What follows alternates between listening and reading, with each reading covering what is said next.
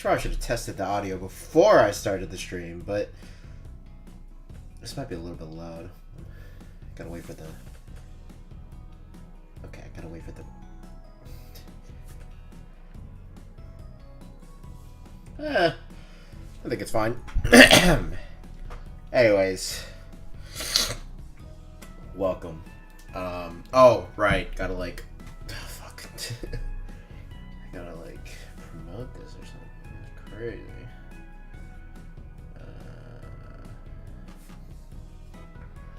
Give me a sec. It's happening slowly but surely.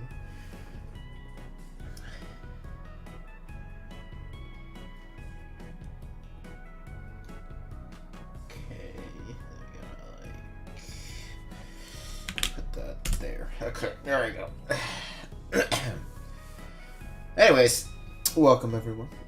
If you didn't know, my name is Spectacles, and this is finally the end of the line. Regular season is upon us. Oh, the end of regular season. I mean, it ended like 2 weeks ago, but you know, we don't hash over the details. But yeah, this is going to be the end of the replay analysis for regular season, at least, which is, you know, at least I got that going for me instead of anything else. Yeah, nothing else is going for me, really. I have, like, really bad allergies, by the way, so if you hear me, like, sneezing or coughing or dying in other media, you know, that's just gonna happen. Hi, Zach. How you doing? Yeah, there's gonna be a lot of this today. But yeah. We have 13 matches to look through. Technically 14, because I'm a little surprised for the 14th one. But, yeah. 13 matches to go through. After this, it's gonna be... I'm not gonna die, don't worry. It'll get better as I keep going, because I got these from being outside, because I needed to help my dad with some yard work. But, yeah, once I get in the groove, hopefully it'll be better. But yeah. Where was I? Right, after this, no more regular season stuff. We're just going to be talking about the playoff games. I'm going to be doing regular videos for those from now on because I don't need to catch up, quote-unquote. Not that I needed to catch up, quote-unquote, in the first place. It's just for me in terms of organization. But anyways, that's enough preamble. Let's get into it. First up, we got... So there's going to be Week 9 battles. We got 7 of them. So yeah, Week 9, first off, we got the Slovakian Slowbros up against the Remscheid Rattatas. It's surely going to be an exciting game. Wait, is that Remscheid Rattata? Yeah, it is, right? Yeah. Wait, no. Yes, no. Yeah, it's Remscheid Rattata. Yeah, I'm pretty sure. Anyways, we're just gonna get started here. I gotta look at the lead.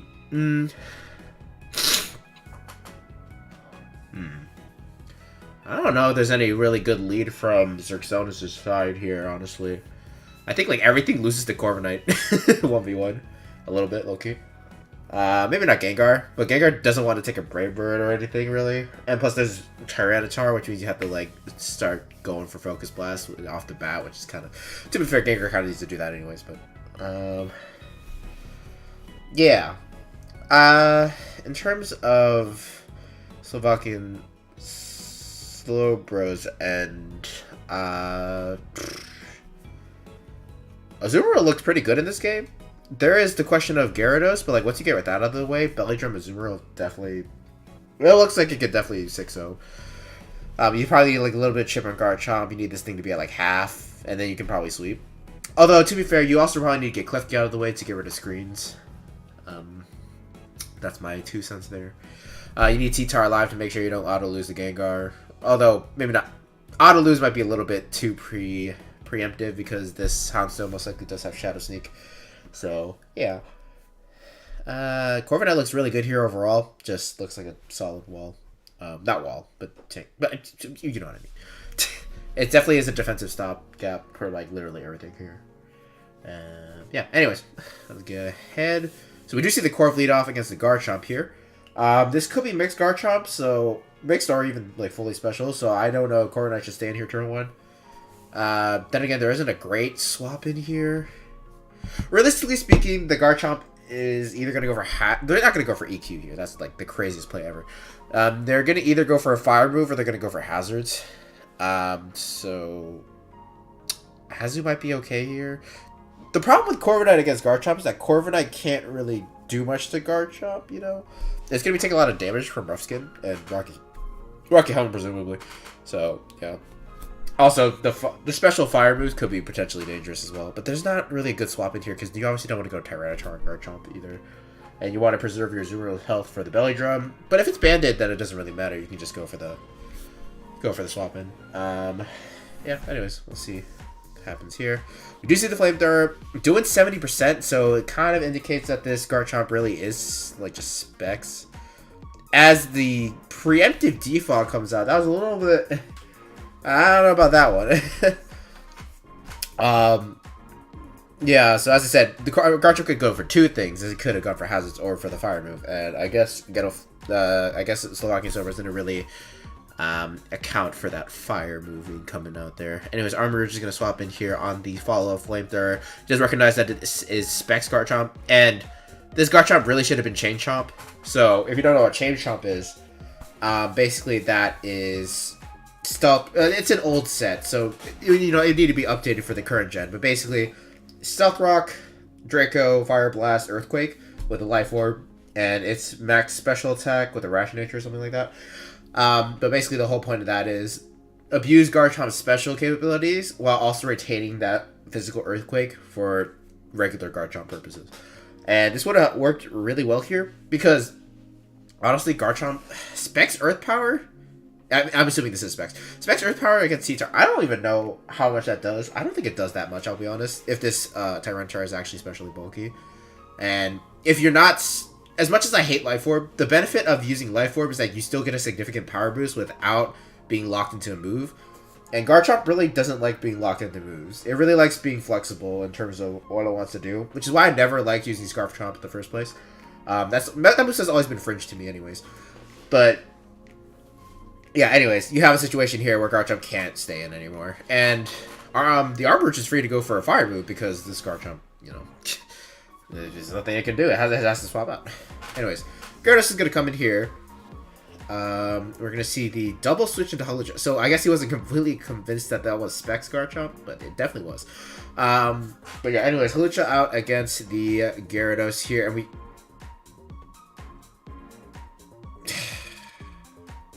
we see the Flame Orb. Okay. So... Alright. And we see the Stone Edge Mist from Hawlucha into Facade.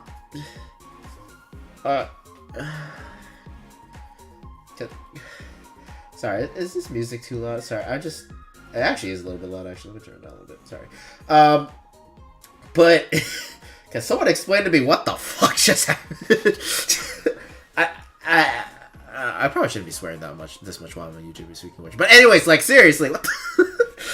This Gyarados really just Flame Orb Facaded.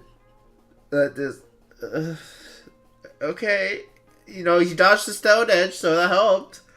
I'm pretty sure if this is like Banded Hawlucha or something, even if it's not Banded Hawlucha, frankly, like, I'm pretty sure Stone Edge would two-shot or something like that. Anyways, the second Stone Edge comes out, hits the Annihilate. We are going to see the Acrobatics follow up. He's going to do a lot of damage, but he's not going to quite take it out. But unfortunately, Annihilate was trying to go for the read there, trying to predict probably the Tyranitar swapping with the Brick Break. It does not work out. So, it looks like Hawlucha is going to take this thing out here. Cleffy's going to come in here on the U-turn. Nice play. Trying to... Yeah, U-turn would have killed Annihilate, so that was pretty risky. But I'm assuming he really thought that the Annihilate was going to get preserved, which fair enough, I guess. So... do get to see like Klefki or Corviknight come. I think Corviknight should come in here for sure, just to like recover its HP back with Roost. But anyways, he goes T-Tar here, also a fair play. We're going to see the Reflect as the T-Tar goes for Thunder Wave, which indicates that this is a more defensive Tyranitar. The second streak goes up, and we have Earthquake. That's doing quite a bit of damage actually. Anyways, Garchomp is going to come back in on the Stone Edge. I guess he was trying to catch the Gyarados swap in. Doesn't get it though, and we see the Garchomp come in here. which was the more consistent answer, I will say. Anyways, Halucha is going to come in here, and the Garchomp is going to go for the Surf. So this is almost definitely Spec Garchomp. I guess Surf there was just so, like, to hit the T-Tar as well as to hit the Corviknight, possibly switching in on predicted Earth Power. So I guess that was great overall, all around a good play. Although, frankly, I don't think Surf did jack shit to the Tyranitar. But, you know what, to each their own. Given that the Tyranitar switched out, it probably doesn't have Ice Beam. So, you know, there's that. Yeah. Okay, so anyway, the Zubaro is going to come in here. Gyarados is going to come in, replacing the Garchomp. As we do see the Belly Drum Azu come out here. You know, as much as I hate to say it, this Facade might be doing some good damage to this. I still don't know why this is Flamethrower. I don't know. I really don't. Is it really, like, the best way to... This might be because it's the best way to hit a Zubaro with the Gyarados. Because it lost Power Whip from Generation 8. I think it lost Power Whip, at least. I can't be sure. But... No, I'm pretty sure it did. But, yeah. Even if Facade is the best way to hit this thing, I would not have... I don't think that was the best idea, frankly. But, you know what? Each their own. I just... It's a little weird for me. Anyways... We're going to see the Protect here. Okay. As, you know, obviously Azuma's just going to go for the hit. I don't know. Does this Gyarados have Psycho Shift though? Nope. It's just going to go for Sod. It is going to do a big chunk to Azumarill, but Liquidation is going to knock out Gyarados even after the screen. Gengar's going to come in here, and unfortunately with the screen up, I'm assuming Azumarill isn't going to be able to KO this with Aqua Jet. It's going to barely hold on as the Gengar is going to knock it out, which is very unfortunate. Yeah. That's your favorite set? I don't know about that one. I'm not. I don't know if I'm the biggest fan, I'll be honest. It literally didn't matter that entire... It literally did not matter for this entire game, if that it was a Facade. Because you could have gotten the chip on it with Earthquake, and then killed it with the Gengar anyways. But, you know what? Who cares? And, anyways. Yeah, so Gengar... is going to be out against the Tyranitar. He's going to set up the sand again. Gengar is most likely a choice of some kind if you don't see an item. Because realistically, Gengar is going to run like a couple of items. Like, it's going to run like Black Sludge, Life Orb, and then Choice Specs or Choice Scarf. So if you don't see Leftovers, it's most likely going to be... If you don't see Leftovers or Life Orb, it's probably going to be Choice. I don't know what type of choice this is. It might be... Actually, it might be Scarf Gengar. It's probably the more likely answer to... Because I'm pretty sure Scarf Gengar can outspeed Adamant Sandrush Houndstone. But then again, like, Houndstone's going to be hitting with that thing with Shadow Sneak anyways. So, I don't know. But anyways, see the Garchomp coming on the crunch. It is going to do quite a bit of damage, and it is going to lower the defense. Not that it matters in this case, because the follow-up crunch will kill regardless. I doubt Garchomp... It actually does a decent amount of damage, but Tyrant... Yeah, I think this is not... It's probably like max HP, max attack Tyranitar, if I had to guess. But yeah, despite Surf doing a decent amount, it wasn't even going to two-shot, so Crunch is going to definitely take out the Garchomp here. Oh, well, it did two-shot after the Rocky Helmet. Not Rocky Helmet, Rough Skin. Anyways. Wait. Why is it Brick Break and Drain Punch? Okay, I don't know. I was a little bit questioning of why this thing was running Brick Break to begin with. I don't remember a screen setter on the Salagi Slobra's end, or Poke Awesome's end, really, so that was kind of weird already. And then to top it off, it has both Brick Break and Drain Punch, so I would say it's slightly redundant there, especially since they are both the same base power, and Drain Punch provides a lot more utility overall. And I don't think there was going to be screens brought on the Poke Awesome's end. So, yeah, I don't know. Whatever. It's going to get back to a little bit of its health. Yeah, Houndstone's going to come in here. Probably just going to go for the... Little bit preemptive there with the Body Press. As Rage Fist is going to come out and completely demolish the Houndstone in one shot. Yeah. I'm surprised Rage Fist killed it, because it was 50 base power, right? Yeah, it came in, it didn't get hit by anything. Does it getting quote unquote hit by Body Press count as boosting the base power. I don't know if that's true or not. I don't care. But anyways, Rage Fist does kill the Houndstone. I don't think the Houndstone should have even tried to predict at all. Unless it was banded. If it was banded, then yeah, sure. But, you know, if it wasn't banded, you could definitely just gone for Shadow Sneak. Even if the Mouse Hole did come in, you know, you're still faster on the next turn, so you can still go for Body Press. So yeah, the prediction was a little bit presumptuous, I would say. I wasn't paying attention to sand turns, so I don't remember if that Tyranitar was Smooth Rock or anything. I'm gonna assume it was, and if it was, like, there is definitely no reason to predict, I would say. But yeah. Anyways, Rage Fist gonna go down there. Corviknight's gonna come out. Rage Fist is going to kill with the crit. Yeah, that's not great. That might be GG then. I'm assuming this Annihilate is going to be faster than this Arm Rouge here. And it is. It's going to knock it out with Rage Fist, and that is game. I'm kind of leaning towards the... You know what? I'm going to search up Rage Fist right now. Give me a second. Hold on. Oh, switching out or fainting. Oh, switching out does not reset the counter. I did not know that. I thought it reset after it swapped out. So, okay. Good to know. So that's why it was still doing so much, because it got hit earlier with I can't really show you the battle logs, but it was, like, I remember it got hit by something earlier in the game. Yeah, it got hit by Hawlucha Stone Edge and a Hawlucha Acrobatics. So it was base 150 powers at that point.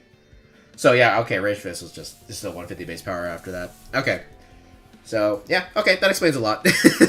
So yeah, Annihilate is going to take the win there. Again, I think the Houndstone misplay was definitely a big one there.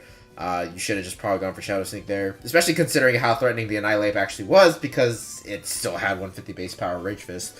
So yeah, definitely think that Shadow Sneak was the right play there.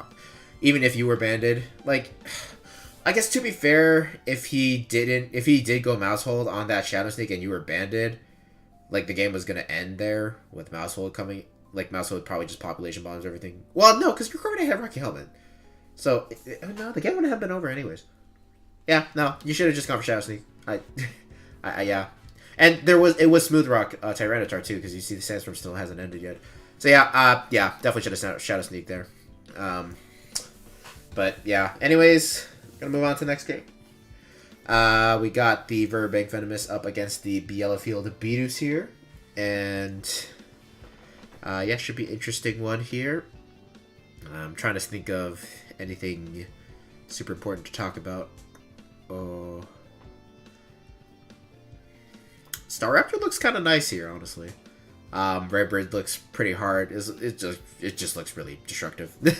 Redbird plus Double Edge really kind of tears through this entire team here, especially if it's banded. Really no swap-ins here at all. The Grimmsnarl is going to be able to check Spathra to some extent too.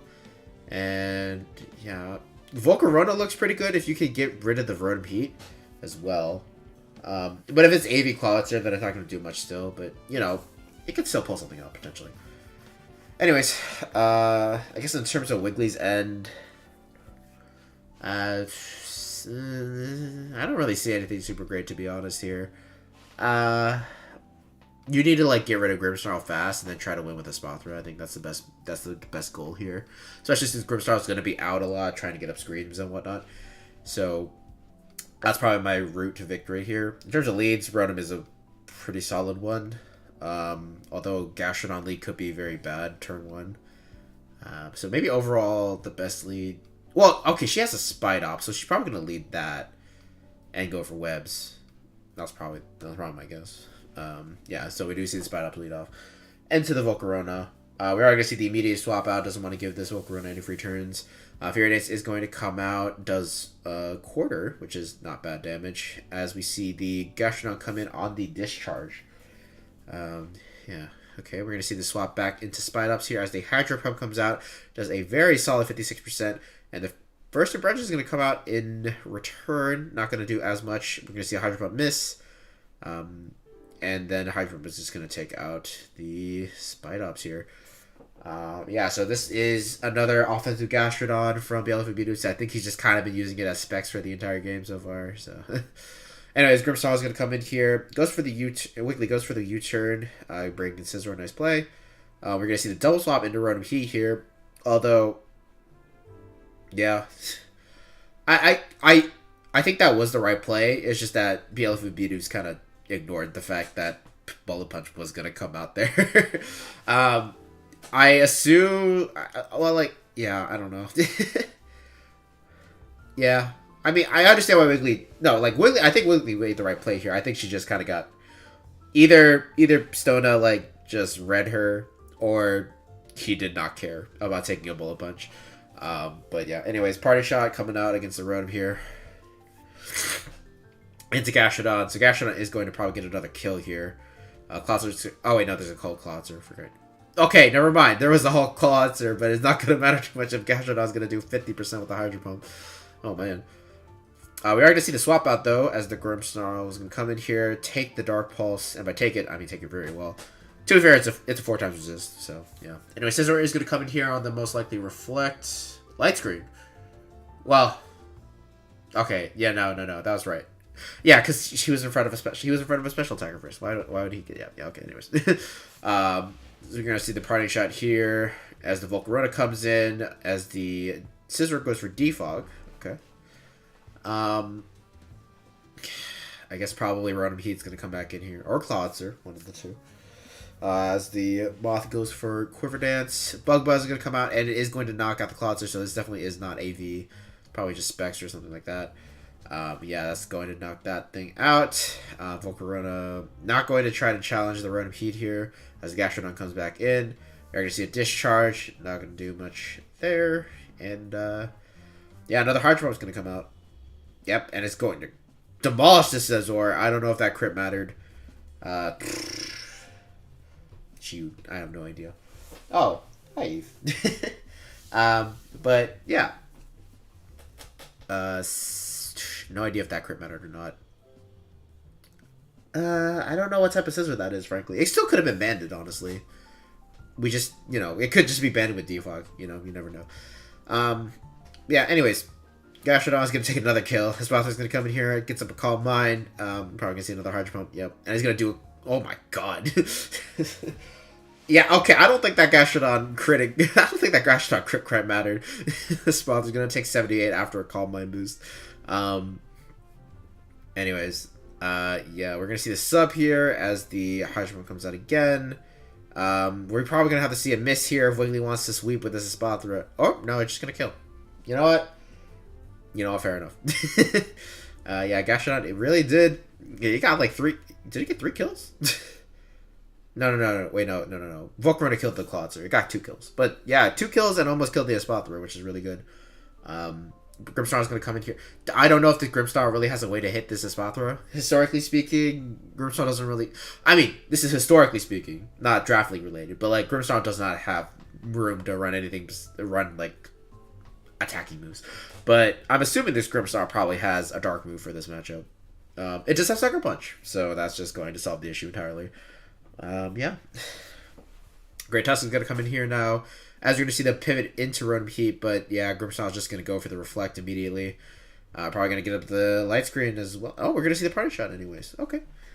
As Volcarona comes in here, I don't know why he's suddenly so welcome of getting in Volcarona.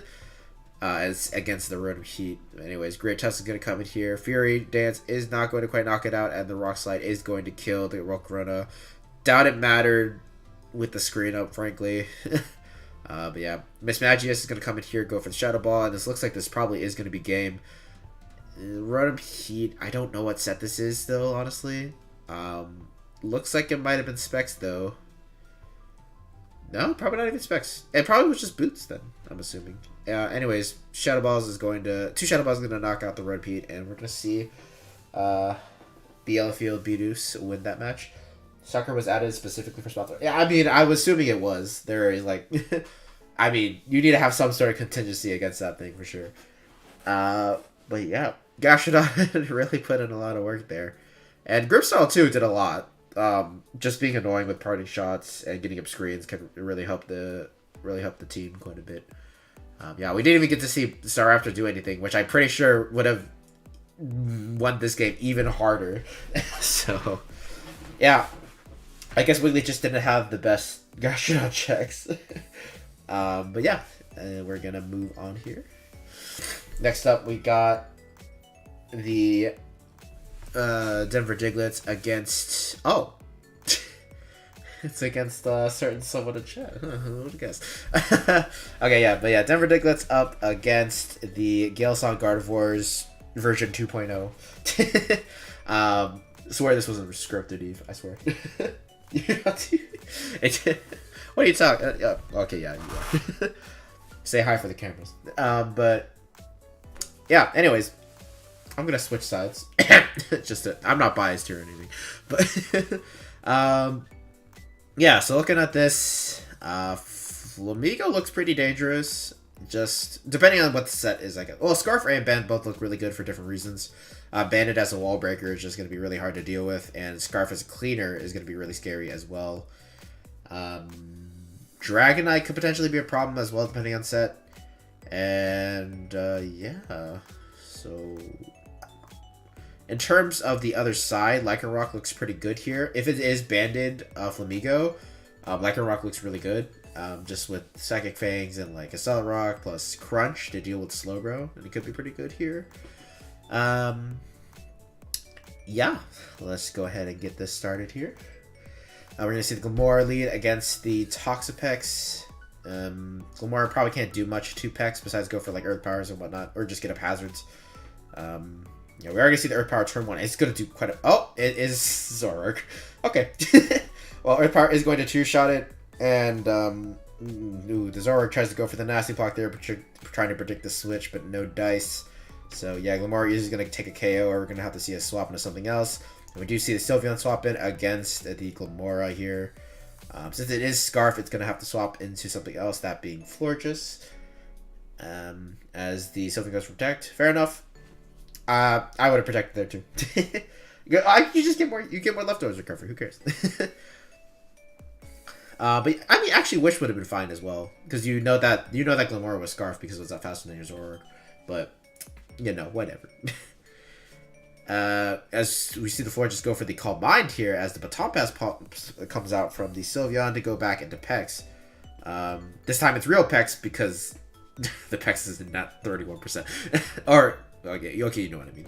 But yeah, Floor just definitely doesn't want to challenge that Toxapex for sure, just because Floor just, I mean, it loses. So because Toxapex has Haze, has Poison moves. It has Toxic, obviously doesn't want to deal with that. Magazone's going to come in here as the Mud Shot comes out. Interesting tech. Magazone is going to go for the Thunder Wave here and try to predict the switch, but no dice here, as the Toxapex is just going to go for a Surf, trying to deal more damage. Yeah, Magazone, I'd imagine, would go for a Volt Switch here at this point. Now we're going to see the Hard Swap into Slowbro as the Mudsdale comes out, which is a nice play on Denver Diglett's end. It does cover both another potential Mud Shot from the Toxapex and also covers the Mudsdale swap in. How useful Dry Pass. Yes, Baton Pass is a very good move, even without stat boosting in mind. Just pivot moves are good, alright? Like, just, y'all need to understand. That's all I'm saying. But anyways. Muzzle's going to get up rocks here as the Ice Beam comes out. Doing not much here, but we are going to see the Freeze immediately, which is not great. We're going to see the Hard Swap into Sylveon here as the Dragonite comes in here. Definitely not a good matchup for Dragonite unless it's like Banded Iron Hand and gets a flinch or something like that. So yeah, we're going to see the Florges come out now. Harper Voice, obviously to try to catch the Dragonite if it tries to like set up or anything. Probably going to see another Baton Pass here from Eve. Yep, another Baton Pass into Mudsdale. Wait, that's not Mudsdale. That's Zoroark. I was like, wait, where's the leftovers? But yeah, Mudsdale wasn't even chipped that much in the first place. So, yeah. It also was frozen. Man, I'm really bad at detecting Zoroarks, honestly. As a certain game in the future might indicate. But anyways, Magazone is going to come out here. It looks like I'm assuming he knows what this is because, you know, why would a magazine coming out of Mudsdale? But yeah, to predict the sludge bomb. Okay, that was kind of shiesty though. that was really shiesty. As the wish comes up and gets Magazine back up the full. Oh my god. And he's gonna go into Slowbro on the Zoroark as he goes for Flamethrower. Oh my god. Okay, my man's getting all the reads right now. Dark Pulse is gonna come out, but he has Colbert Berry, so he's gonna live. Oh my god. Okay, he gets a flinch there. I don't know if that was this. Okay, well, to be fair, she got frozen earlier, but like after the way Denver Diggles played, I don't know if that was. I don't know if that flinch was deserved. I'll be honest. Like, goddamn, read you like a book for 2. I'm trying not to be mean, but like that was some good reads. I'm just saying. But anyways, Slowbro's gonna get flinched there, so obviously he can't stay in anymore. Zoroark's only got 2 good hits left in it, and honestly, this turn I nasty plot because I feel like Florges would come in.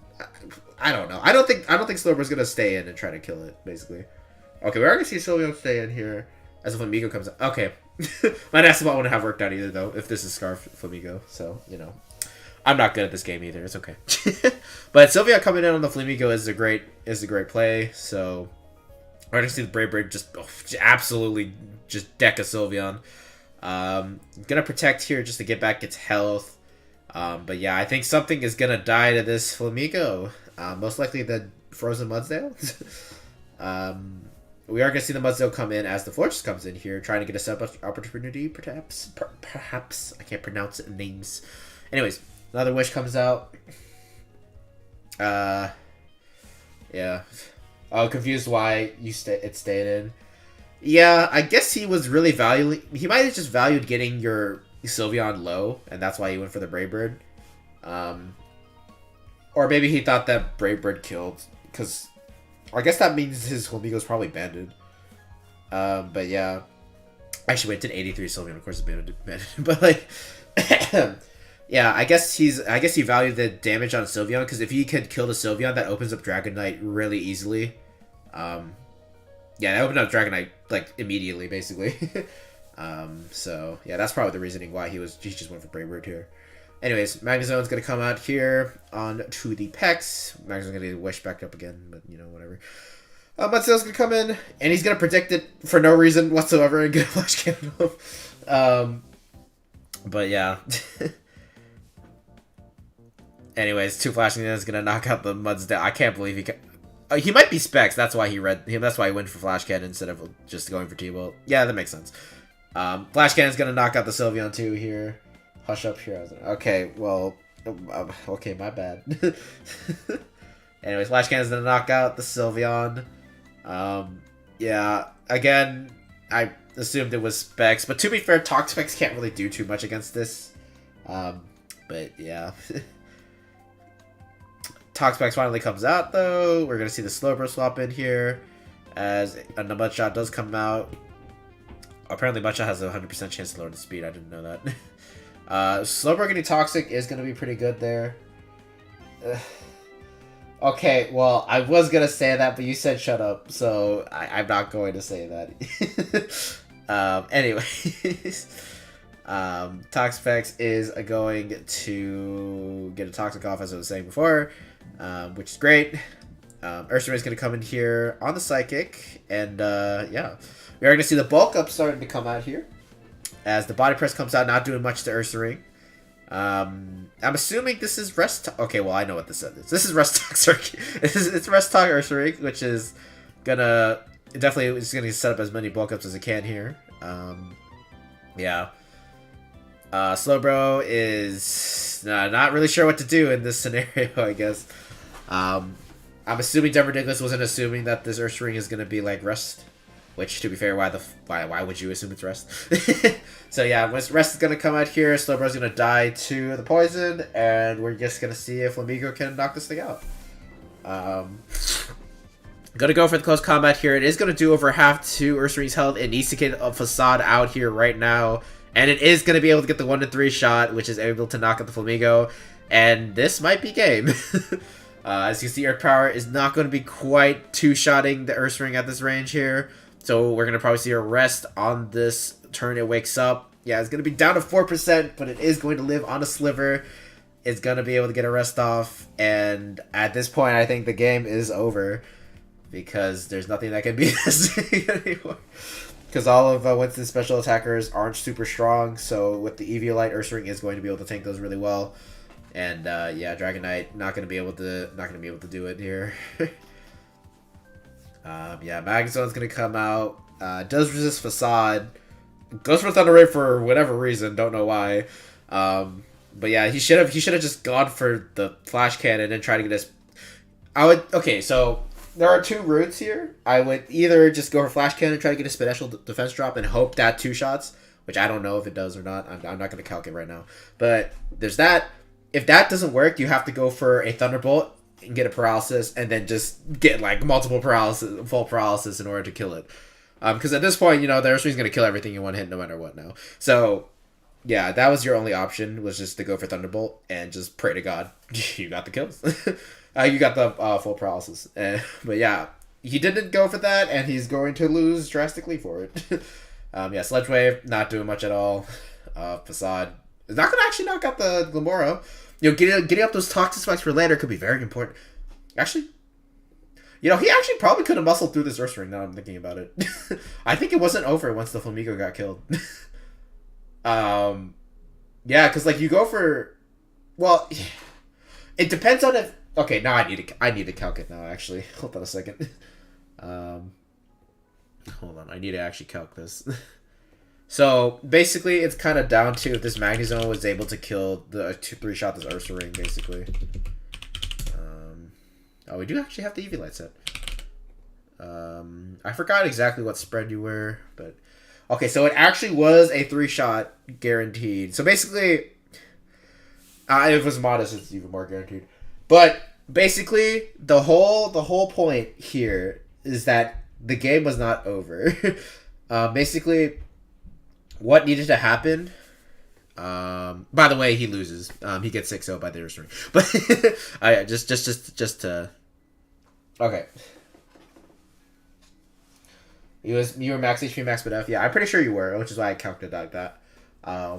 Yeah, I have you as max HP, max BDF. But yeah, basically, here's the reasoning. Okay, so Earth Power. Yeah, Sleep Talk, Bulk Up, who cares? Earth Powers again.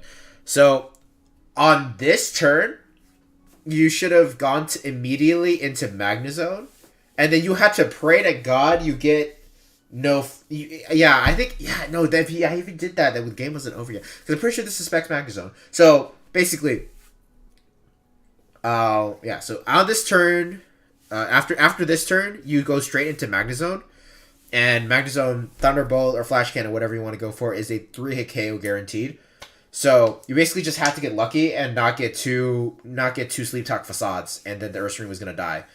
So you would go for Thunderbolt in this instance because you have to make sure you cover whatever comes in, but they're both the same. Thunderbolt is stronger, yeah. So you should go for that anyways, yeah. So if Magnezone came in on this turn that you were forced to go for rest again, it could have been potentially been able to 3-shot. It would have 3-shot the Ursaring, and basically the game wouldn't have been over at that point. Exactly. But you know, it's gonna be actually, yeah. He didn't even lose that many Pokemon, so like I don't think the game was over. Like I think he kind of threw in the towel there a little bit.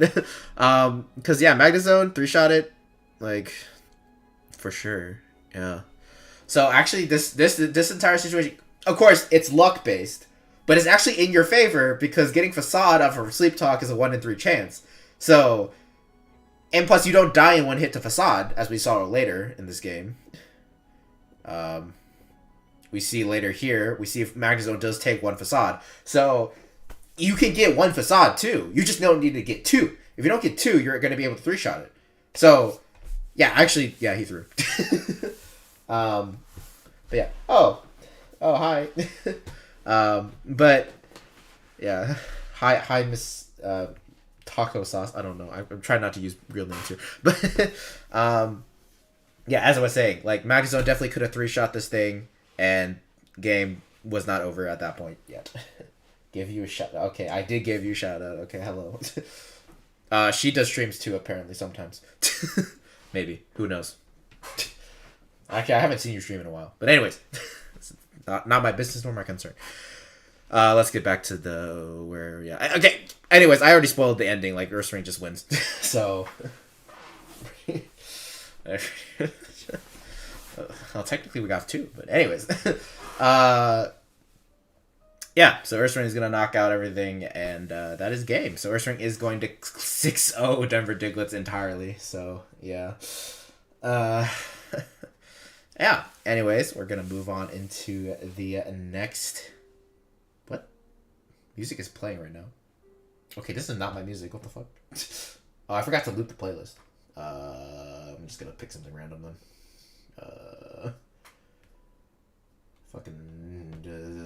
That one, sure.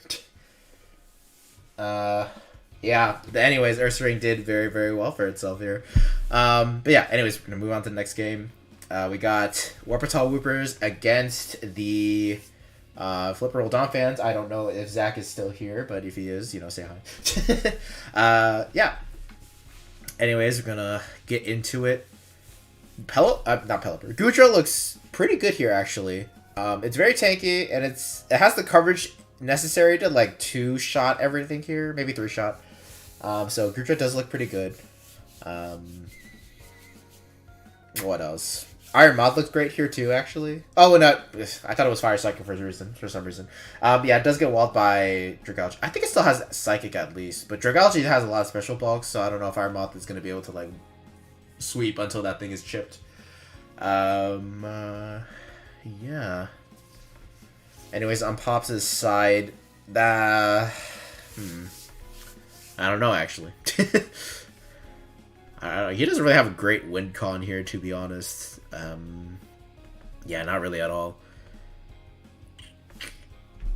Anyways, we're just gonna see what happens here. Oh, you're right, my bad. I forgot to switch back to... Okay, here you go. Thank you for reminding me. Anyways, we're gonna start with the Iron Moth up against the Renamo.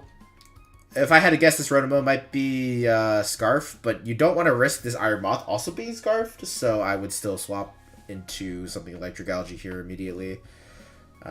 It is... Actually, I don't know if the Renamo is Scarf or not, but given that it stayed in, I'm assuming it is Scarfed.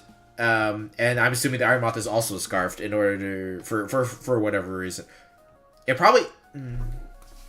maybe Scarfed Iron Moth is faster than Adamant Floatzel or something like that. I have no idea.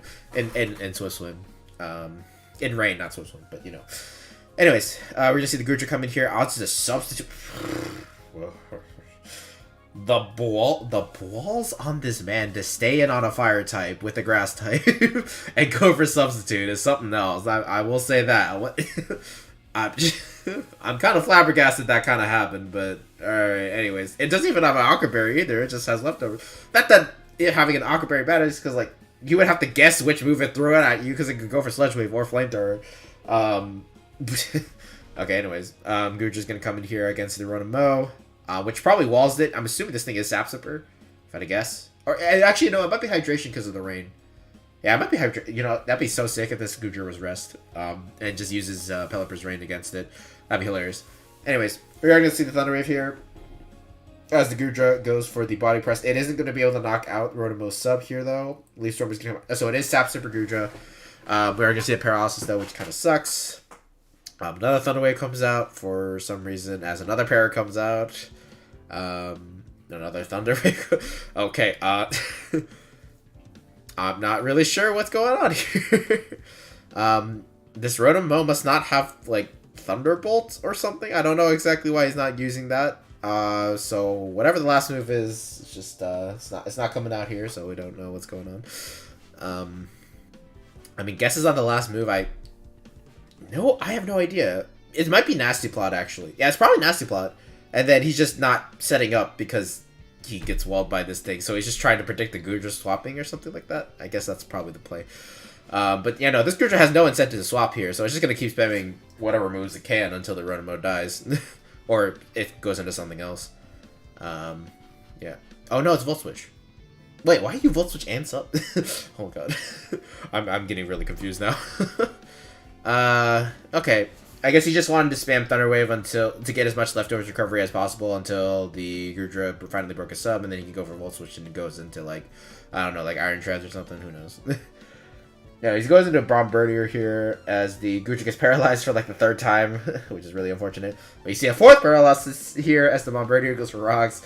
Oh my god, this is really bad. Knockoff comes out as the AV gets removed, and we do see the Rock Slide, which is going to do over half. So Bombardier can't stay in here. Actually, no, he can go for Roost. Yeah, no, fair enough. Another Rock Slide comes out. With the critical hit, it basically does the same amount of this Rock Slide. Another Roost. And we're going to see Draco on this turn. Another critical hit. So I guess we're kind of trying to... I would say we're making up for the paralysis, but honestly, with Bombardier having Roost, none of these crits really matter. So, in fact, Gudra basically got nothing done in this entire exchange. Mimikyu is going to come out here as another Roost does come out, so nice play. I'm able to get Mimikyu out on this thing immediately, and it's probably forced to swap out too, which means you still get to keep your disguise potentially. Although I think it might just U-turn. Yeah, so we're just going to see the Wisp come out as the knockoff comes out. Okay. But yeah, I'm surprised that it was Will-O-Wisp Mimikyu with leftovers too. That's really interesting. Kind of interested to see what the set is actually though. Okay, no, we're gonna see the Ronin Wash come in here as the Iron Treads comes out, which is not a great matchup for the Treads, obviously. We are gonna see it stay in and go for the knockoff here, as it removes the helmet. But Hydro Pump is gonna come out and is gonna do a good chunk to the Iron Treads. Treads needs to Volt Switch out now in order to not die. As I'm assuming Rotom comes back in. Yep, as the Hydro Pump comes out again. I'm not doing much. So I guess this is why this Rotom sub, so it can like beat Rotom Wash completely, and then is able to spread paralysis, I guess. Anyways, the Moongift is gonna come in here on the Volt Switch, and we're probably gonna see Dragalge come in. Okay. Looking at this, yeah, Draco or Sludge Wave looks pretty good here. So I guess we're probably gonna see that. Sludge Bomb is gonna come out. A critical hit is going to be able to do 71%, but it is going to fall asleep with Spore. Okay. We're gonna see the swap here into Indeedee as the Dragalge is going to go for Sleep Talk. Oh, really nice play. Not play, because that was, it was a really nice team building decision. That's a better phrasing for it. Yeah, I would have just brought safety goggles, but like this is smart. This is smart too.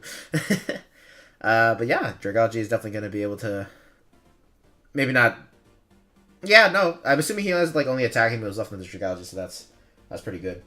But yeah, even still, Dragalge, I doubt it wants to stay in against an Indeedee, so we're gonna see the swap into Bombardier as the light screen comes out. Okay. So I'm assuming Light Clay, Indeedee or something like that. Maybe not. Anyways, Rotom Wash is going to come back in here on a parting shot. I'm probably going to see Rotom come back in. Or we're going to see a Abomasnow come in too. That also works very well. See the Volt Switch into most likely Iron Moth as the Abomasnow is going to go for Auroraville. Yep, okay. And we're going to see this... we're going to see the stay-in for Abomasnow as the Iron Moth goes for U-turn. Assumedly expecting the Abomasnow to switch. That makes me think that this Abomasnow might be Aquaberry, but well, we'll see what happens. Anyways, Rotom Wash comes in here on the okay. You know what? That makes sense. You gave me a start, but like, yeah, no, that makes sense. Yeah, probably we're gonna see a Thunder Wave actually. So it is. Oh wait, this thing didn't go for Wisp. What went for Wisp? Oh wait, it was the Mimikyu, right? Okay. Yeah. Anyways, Rotom Wash is gonna go for the Paralysis. Go for the Thunder Wave against the Abomasnow. And, yeah. See the full para, so we don't know what this Abomasnow has. I'm assuming it probably has a grass move. I would hope. We don't know. Anyways, Volt Switch comes out again. Probably... We're going to see the Mugus come in here as the Abomasnow gets paralyzed again. Okay, so we're starting to make up for those Gudra paralysis now. With Iron Moth, you're scared of every mod that can bring a Grum. Yeah, you know, that's fair. That's very valid. But yeah... Yeah, no, that's fair. Anyways, Dragalge is going to come in here on the Sludge Bomb with the light screen up. I don't think Amoonguss dies to anything, but we are going to see the swap into Gudra, which might not be great because if he pulls Draco Meteor, yeah. Okay, Gutra does live on like the slimmest of health though, so we are gonna probably see another Gutra go for the nothing as he gets paralyzed. Oh no! Oh no! We are gonna see the Gutra pivot out here, but that means it's dead to rocks, and I don't see a defogger on this team. So yeah, Gutra is dead. I guess it's better to preserve it as sack fodder, anyways. So, anyways, Amoonguss is gonna come out here as the Pelipper is gonna go for the U-turn. Brings out Abomasnow, which kind of indicates they're probably... It's going to set up a Veil again, but it might also have Blizzard too. Anyway, Sludge Bomb is going to come out, not do much at all. Yeah, Gutra didn't really perform super well. Like, to be fair, like, half the turns it was in, it just wasn't able to do anything. It's very sad. But yeah, and Didi is going to come out here. Not sure why, actually. We're going to see it go for the light screen as the Abomasnow gets paralyzed. We're just seeing a lot of paralysis this game. And we're going to see the Reflect come out, too. Okay. And that is Light Clay, indeed. Anyways, Fury Dance is going to come out. We are going to see the Akaberry, but it isn't going to be enough after the Abomasnow is being put into half health. So, yeah. Pelipper is going to come in here now. Yeah, I think this Iron Moth is definitely Scarf by the way it's playing. Though, to be fair, it doesn't want to stay on a Pelipper serve anyways. Anyways, Run and Wash is going to come in here. Hurricane is not going to quite knock out the Run and Wash, but it is going to get confused. And we are going to see it die to a second Hurricane, so this looks like it's going to be Scarf Pelipper. Iron Moth's going to come back in, which definitely indicates that it is Scarf itself. It's probably going to go for Discharge. Pops reads that perfectly, goes into the Iron Treads here, and this is a free EQ. Although, to be fair, the EQs aren't going to be doing much with the screens up. Yeah, Mugus is gonna come in here. You do see the Earthquake. Yeah, I think the right play was to just click Volt Switch there. Or Knockoff. Knockoff was also a good play as well. But yeah, I think that either of those would have been a better idea. Just because, like, with the screens up, you're not going to be doing much damage anyways. So you kind of want to just navigate around until you put yourself in a good position. Yeah. We're going to see the Mimikyu swap in here on the Volt. No, he was gonna go for Knockoff, trying to get rid of the Black Sludge. Shadow Seeker come out, not gonna quite do much at all actually, as the Volt Switch comes out and Rotom comes in here. Now the screens are gonna be gone for the rest of the game, on both sides actually, and yeah. Okay, Moongus gonna come in on the Volt Switch, reading the Moongus swap in, and Bombardier is gonna come in as a result. I think he's just trying to get a knockoff on this thing. No, he's not even. He's gonna party shot. I'm not sure what's going on here. Anyways, Sledge Bomb is going to come out. No poison on the Pelipper, luckily, for Pops. But yeah, Hurricane is going to hurt a lot. I don't think it's quite in range to die, though. Yeah, as I expected. Not exactly. But unfortunately, Hurricane's going to get a confusion, and the Amoonguss is going to die to hitting itself. Damn. This is just a hacks game. Like, every turn, there's like a para hacks, there's confusion hitting, there's like... I'm surprised it wasn't a freeze. Yeah. To be fair, Amoonguss probably couldn't have done much against this Pelipper, but yeah, I like getting a a Sludge Bomb or Giga Drain off, potentially a poison on the Pelipper would have been really, really helpful, especially to the Scarf. But yeah, at this point, I don't see a win con for Zach here. Realistically speaking, you'd have to.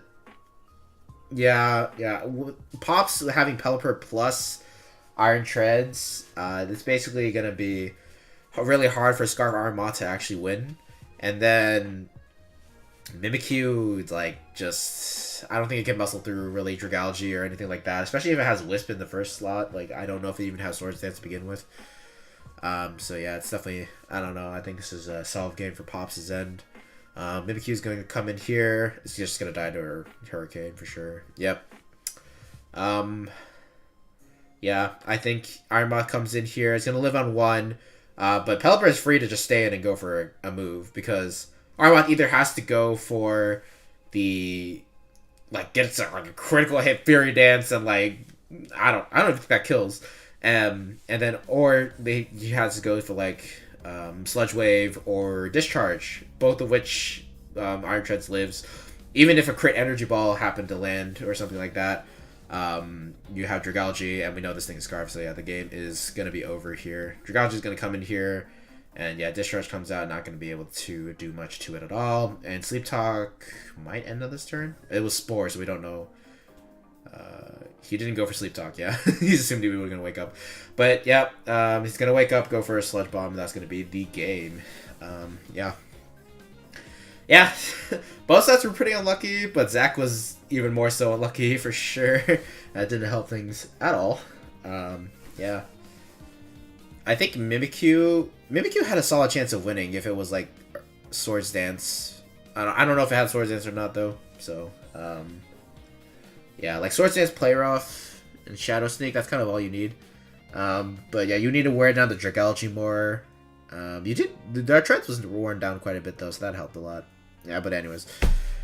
Yeah, gonna move on to the next game here.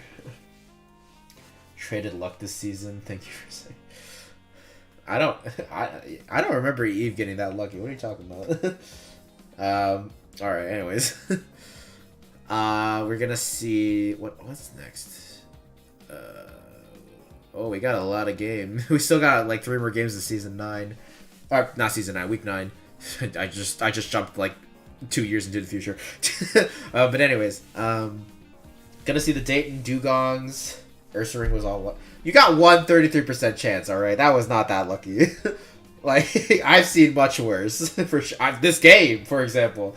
Oh, well, yeah, I guess. Okay, it's what? Yeah, no. Like, no, you got. Okay, it's a 1 in 3 chance. It's like Skull getting a burn. You know how common Skull burns are. It's even more. What you got was even supposed to be more common than that. Like, come on, give yourself some credit. Give yourself some credit, all right? Like you played to your win con, so you got the win con, all right? That's all that matters. Anyways, oh my god, that's the same as okay. If you equate that to winning the lottery, you should have bought some tickets like last week or 2 weeks, whenever this game happened. SMH. Anyways, Dayton Dugongs against the Texas Turk Twigs. We're just gonna go ahead and do that. You can see the Gardevoir lead off against the Claw, which is interesting. I'm assuming Gardevoir does 2-shot this thing to like Psychic or whatever. We are gonna see the swap into Skelders, yeah. As the Moonblast comes out, okay. Nice read, predicting the Moonblast instead of the Psychic. Because he does have the Brute Bonnet, so yeah, that's fair. Anyways, I need to drink some water. Hold on a second. How do I? Don't worry about that one. You saw nothing. I just opened Steam accidentally. Don't worry about it. Oh god. Okay, this isn't water, but it'll suffice. Anyway. Yeah. Okay. Anyways. We're going to see the second Moonblast come out here on the Skeletors for some reason. Okay, it is going to get the special attack drop, but that doesn't matter because the Skeletors are going to be unaware. Okay, I guess it matters now because of Torch Song. Wait, no. The special attack drops from Skeletors still matter, actually. No, never mind. I keep forgetting. But yeah, anyways. Moonblast comes out again. We're going to see the Shadow Ball come out and it's going to knock out the Gardevoir. But now Skeletors is at a low amount of health, so that could matter. We're going to see... Oh my god. We got... How majestic. Look at that. Anyway, the Dunsparce 3 segment's going to come out here on the serve. Look great. Looks amazing. We're going to see the Yawn as the Dunsparce is going to go for the Glare, paralyzing the Vaporeon. We're probably going to see a swap into, like, what? Brute Bonnet? Okay, also works. I was about to say Quaquaval, but, either one works, really. Although, Quaquaval does threaten the majority of this team more than a Brute Bonnet. Anyways, Brute Bonnet is going to go for Bullet Seed onto the Lucario. We are going to see the 4 hits, as Lucario has leftovers, interestingly enough. Okay. Skeletors can come in on the close combat. If this thing doesn't have Earthquake, not going to be able to kill anything. Meteor Mash wasn't going to kill, for sure. And Slack Off means the Skeletors are back at full. And Torch Song is definitely going to be coming out on this turn. Vaporeon is going to come in to receive. Man, this Shadow Ball should have been Hex, not Shadow Ball. Anyways, we're going to see the Palmot come in on the Yawn, and we're going to see the Hard Swap into Brute Bonnet on the Probable Protect. And now Mets is going to come in on the Spore. Okay. Kind of forgot this thing gets Spore. As graceful as a Togekiss. Oh, yes, of course. Yes, the Dunsparce is beautiful. I'm glad you recognize it. But yes, anyways, Brute Bonnet probably going to go for a dark move here. No, we're going to see the hard swap into Palmot on the Lucario, which is really good for it. Yep, CC, yep, okay. That was the correct play. And his Poltergeist is going to come out. We're going to see the Dunsparce come back in on the Giga Drain. Okay, nice read. Into Strength's up. That was a little bit preemptive. Because, yeah, you're still faster. Anyways, Glare coming out again, being able to paralyze the Poltergeist. And we are going to see Air Slash come out. So speaking of Serene Grace Togekiss, where I'm seeing some shades. I'm seeing some shades of Togekiss in this mon. just a little bit. I don't know why though. My man really did run Air Slash, huh? Okay. Leafeo's going to come in on the next Air Slash, and the Yap is going to be doing a lot. But Leftovers is going to keep it out of 2-shot range. We're going to see the Leech Seed here as the Boom Burst comes out and completely knocks out. What the? What is this? The Dunsparce? What is it on? What? No way. Yeah, no way. Absolutely not. Anyways, Poltergeist is gonna continue to get paraflinched here. But the Leech Seed is going to heal a lot of its health back, so I don't think, yeah, the Dunsparce is going to swap out there. You see another Giga Drain as the Brute Bonnet comes in, and yeah, Poltergeist doesn't want to do shit against this. Oh, it's not going to be able to do anything against it because Loaded Dice Bullet Seed is going to kill this thing. We're going to see a lot of text here, but you know, it's going to die. And now, Mence and Vaporeon against the Brute Bonnet, and the Mence is asleep, and the Vaporeon is paralyzed. Yeah, it's not looking great. Bullet Seed is going to one-shot this thing because Loaded Dice is going to help it make sure it gets at least 4 hits. And Mence is going to come out, probably going to either see a swap into Cloth, and Okay, Salamence is going to wake up immediately and go for Facade there. Yeah, that's great. That's really great. And yeah, Double Edge. Yes. Yeah, that's great. Stop using the Mega Sets for these Pokemon. Don't think I don't know. Yeah, that you're doing that. Just stop doing that. Okay, please, thank you. Anyways, sorry, someone took over my mic for a little second. I don't know what happened. Anyways, Rock Slide comes down, knocks out the Mence. There you go.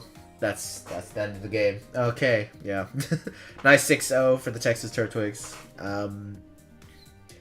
Yeah, no, seriously, stop running the Mega Sets. You don't think I don't know you, okay? don't think I don't know what you're doing. There's no way you got Facade and Double Edge from a non-Mega Mence. Anyways, moving on thusly forward, we have the Driftfield Deliberates against the Dubious Digitals, both high-profile players in our league, so I'm definitely interested to see how this match panned out.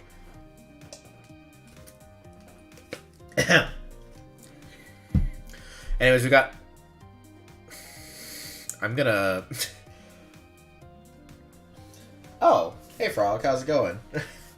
Yeah, nice to have you around here. I should switch to the YouTube thing so I know how many people are on my stream. Anyways. Yeah, we're gonna start it off here.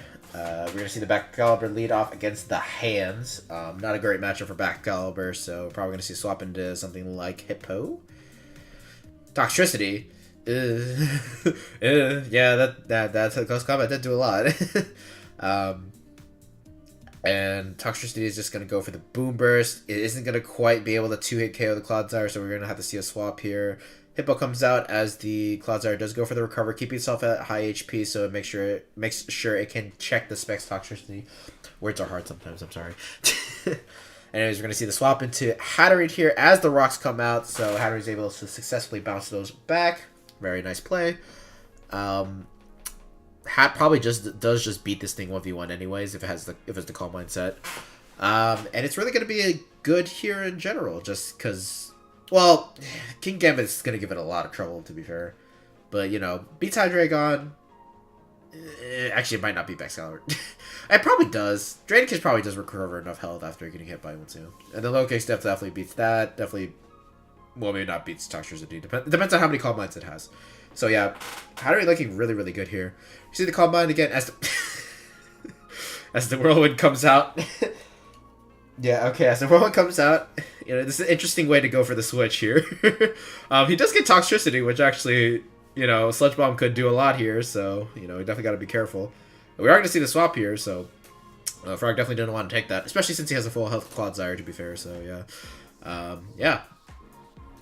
Anyways, we're going to probably see the swap. Yeah, swap into low kicks here, as the Clodsire is going to go for spikes. Very nice. Getting up those hazards is going to be really helpful against Zadash. Yeah.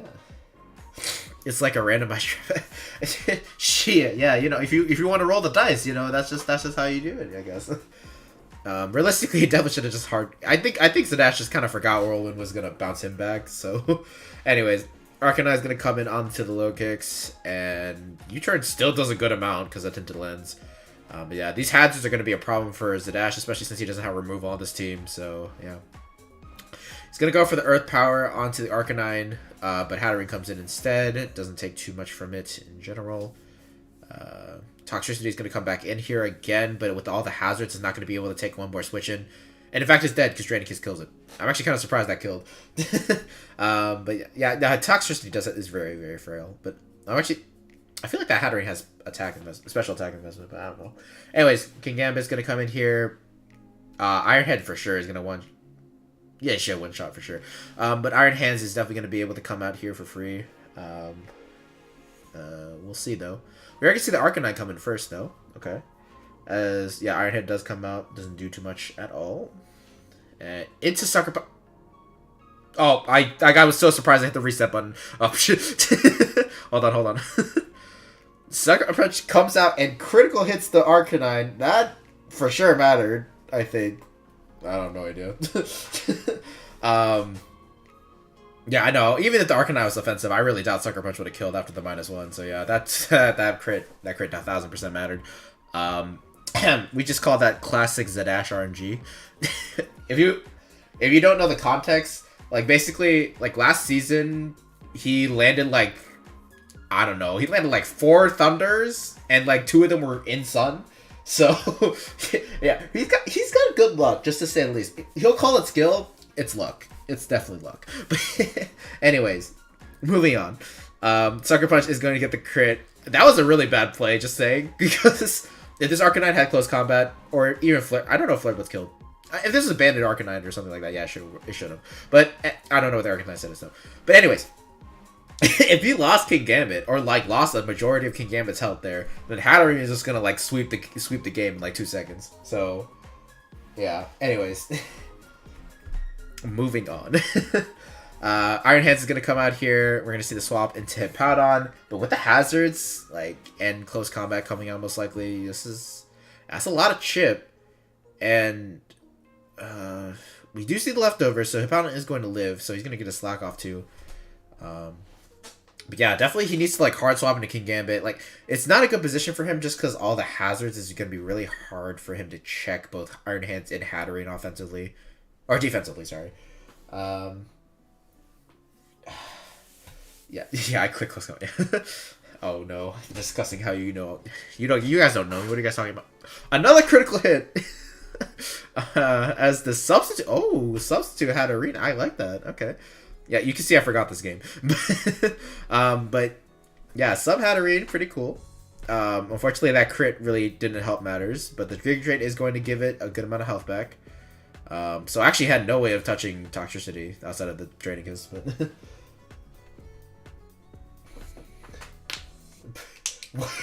stop! This girl is lying. What the hell? This is false.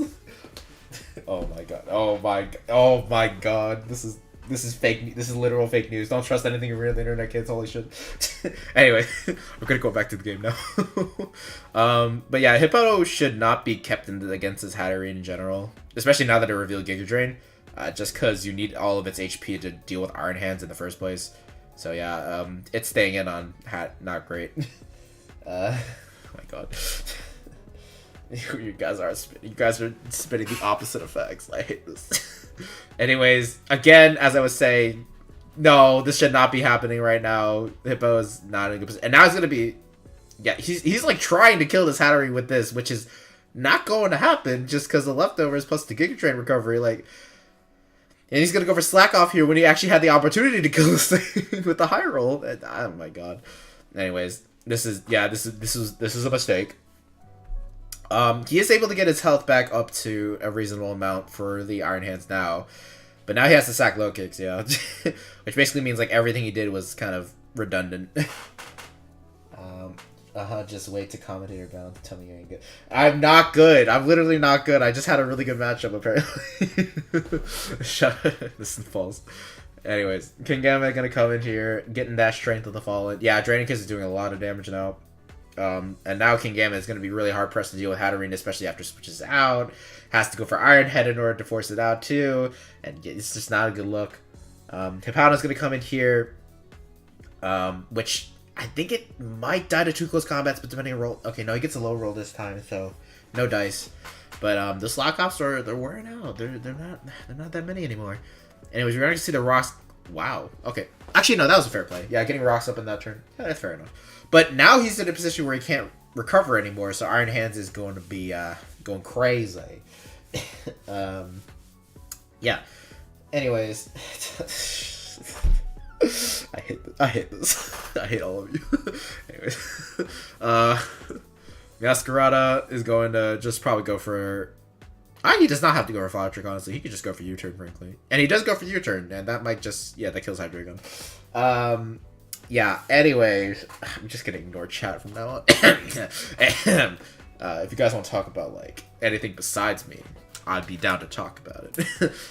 Anyways, Clodsire coming in hot. I guess he just came in here to make sure that... Actually, I don't know why I came in here, frankly.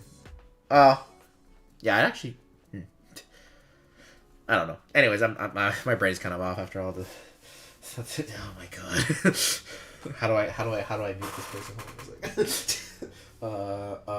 Remove. I see. This is interesting. Anyways. Hippowdon's gonna come in here. Oh, he's a force to Hippo? That might be it. But he's gonna... Yeah, I would stay in and go for Toxic. Yeah, very smart. Now putting Hippo on Tiber means, like, Iron Hands is gonna go crazy. Yeah, anyways, Masquerade is gonna come in here as the Hippo decides he's done with life and just decides to get as much damage as he can, which, fair enough. U-turn isn't going... Oh, it is gonna knock it out. Okay, I'm kind of surprised about that. Fall Guys stream win. That's on Thursday. those are every Thursday, so... You know, if you want to watch that, you know, come then. Honestly, if you want to play with us, you can, for sure. Just, like, DM me. Oh my god, people are DMing me. Hold on. Oh my god. I hate it. Anyways, if you do want to play, you want to play, okay, I'll invite you to the chat. Hold on. Well, yeah, I'll just invite you right now. I'm gonna forget later. Do you want me to invite John too? Okay, anyways, I'll reserve that for later. But Hatterene, where was I? Okay, anyways, Hatterene is in here now. Forces out the King Gambit, which is great, and now you can go Iron Hands. You know, this is very good for. Oh, he actually is gonna sack Hatterene. Okay. Oh no. Okay. All right. Anyways, back to the maybe. No, maybe. Well, if you want me to invite him, let me know. Anyways. King Gambit is going to knock out the Hatterene. Interesting sack. I guess it probably didn't have a good chance of winning the game, to be fair, but, like, I don't know. Still would have kept it, I think. I don't know. Who knows? Anyways, it's 4-on-3. It's not looking great. Ooh. Why did Masquerade come? So Masquerade must have low kick, which is why it came out, but I would just go for Sucker Punch right now. I don't... Yeah, I'm not... Oh, it does live. Yeah, it does have Brick Break. Okay, yeah, that basically the same thing. Okay. But yeah, so Masquerade is gonna live though. I honestly thought that would kill, frankly, because like King Gambit, that's like Supreme Overlord +3. What? That's like what, Life Orb damage of Sucker Punch. Yeah, kind of expected that to kill. Anyways, Low Kicks is gonna come in here and it's gonna barely live. Probably just gonna go for a nice little first impression to round off its deadedness. Yep. And yeah, Iron Hands is gonna come in here. Yeah, first impression obviously not gonna take it out. And we're gonna see it go down. Baxcalibur is not going to be able to one-shot this. No way, no how. I don't think. He goes for Glaive Rush. Yeah, it's not going to kill. And yeah, Close Combat is going to take out the Baxcalibur. So yeah, I think overall, I don't know. That was a really well played game, honestly. I liked the decisions made by both parties, more so Frogs. Basically, I think the main thing was just keeping Iron Hands healthy, which was really, really important in keeping Baxcalibur, King Gambit, but keeping both those in check was really, really nice. And yeah, it doing enough damage to hit Hippowdon really helped a lot too, especially with the hazards. Yeah, so that was a well played game. Yeah, the hattering set was pretty fun too. I still think it might have been able to win that end game, but I'm not sure. Iron Hands indeed throw the hands. Yeah. Even if the Baxcalibur got out of hand too, you had Ditto still, and it was Scarf Glaive Rush. Yeah, it was gonna have Glaive Rush. Yeah, so yeah, I think that was. I don't really have anything to critique. I don't really think either side really made mistakes. Actually, it was just, well, I guess the Dash made like slight mistakes, you know, about magic, dealing with magic. Oh yeah, the Hippo against the Hatter and stuff earlier. That kind of was weird. I mean, he still got out of it in a good position, but like, yeah, that wasn't necessarily the best idea. And then, yeah, but I think I don't know. I think this was just well played on both sides. But yeah, moving on. Oh, god damn it! I have to talk about myself now. Yeah, we have the Soaring Sigilifts, currently piloted by Not Specs for sure, against the Skeb Glaceons. So yeah, I will give context. This was one of the scarier opponents I had to prep for. And by scarier, I mean, god damn it, I hate it. Yeah. Oh, sorry, I was checking messages. Yeah, the best player, Elegy, right there on the other side. No, god damn it. I don't see this Talonflame message here. You guys see that? I don't see it. Okay, I'm not gonna remove it. But anyways, this was definitely one of my scarier opponents. For sure in this draft. I noticed LG was really good since the beginning, so I was yeah. Not looking forward to it. She had a pretty threatening team as well. It was very, very balanced, similar to mine actually. Actually, it was like close to the side of stall because Chansey plus Dondozo is a very formidable core to break through for sure. But yeah, there were some weaknesses in LG's team. I already highlighted them in the draft analysis video, but. Yeah, anyways. So, just to break it down a little bit for you. Renan... Actually, I don't feel like dishing out my sets. Because you'll see them as the game starts. Anyways. Basically, the main weaknesses on LG's team I was kind of noticing was... And we have... How dare you stop? The main things I was noticing... Weakness to hazards and weakness to Volt Switch. So, like, she didn't have good electric... Not that... I mean, I had a Ronan fan, but I decided not to bring it. But, like, her team is very weak to pivoting in general. Because, you know, with Chansey and Dondozo, while they're great defensively and they can, you know, tank a lot of stuff, it's really easy to just pivot around on them and then just force chip on them and then always, like, force offensive pressure until you can get into a position where you can kill something. It's really easy. And then, in terms of hazard removal, her only removal is Rapid Spin Torkoal, which... You know, while Torkoal is a decent spinner, it's just not something that lasts in a game, and that's just really hard for it to, you know, remove hazards and consistently. But yeah, if it runs boots, it's gonna stay a little bit longer. But like, if it runs what it usually is, which is Heat Rock, like, it's not good at all. But anyways, LG did remedy this a little bit. I think she did draft a Hatrem, so at least she has some way of blocking hazards now, which can be good. Don't think it'll matter much against me because my hazard setter is a dark type, but you know, whatever. Anyways, we start off with a Screamtail against Jugulis. I figured Screamtail was the best lead here because I'm very much so afraid of this Jugulis trying to do shenanigans towards me. And yeah, so I just go for the Dazzling Gleam immediately. I'm not playing any games here. Just want to get chip on it as soon as I can. It does go for the knockoff, so it's a pretty interesting set here. It gets rid of my leftovers, which is pretty bad for me, so no, fair enough. We're going to see Arboliva come in here as... I don't know if Arboliva is the right way to pronounce it, honestly. But anyways, I just go for a Wish. I go for Protect here. I'm just kind of trying to scout and see what this Arboliva is all about. It sets up a light screen, so I wasn't expecting that at all. But I was like, okay, sure, I have Encore. I'm just going to Encore into that, get a free switch into something else. I decided to go into Quillfish here, just to get my hazards up as the Ferrogra comes in. Obviously, I can't get up hazards against that because I don't want to let it set up for free. So I just go straight into Tinglu here. She does go for the trick, which gives me a Scarf, which is pretty bad. But nothing I can't get around for sure. I just decided to go for the Stealth Rock as she goes for the... Because I recognize if she is going to be Scarf, there's no way she's going to have like a setup set beyond that. I mean, she could have, but like that would have been like really been kind of crazy, basically.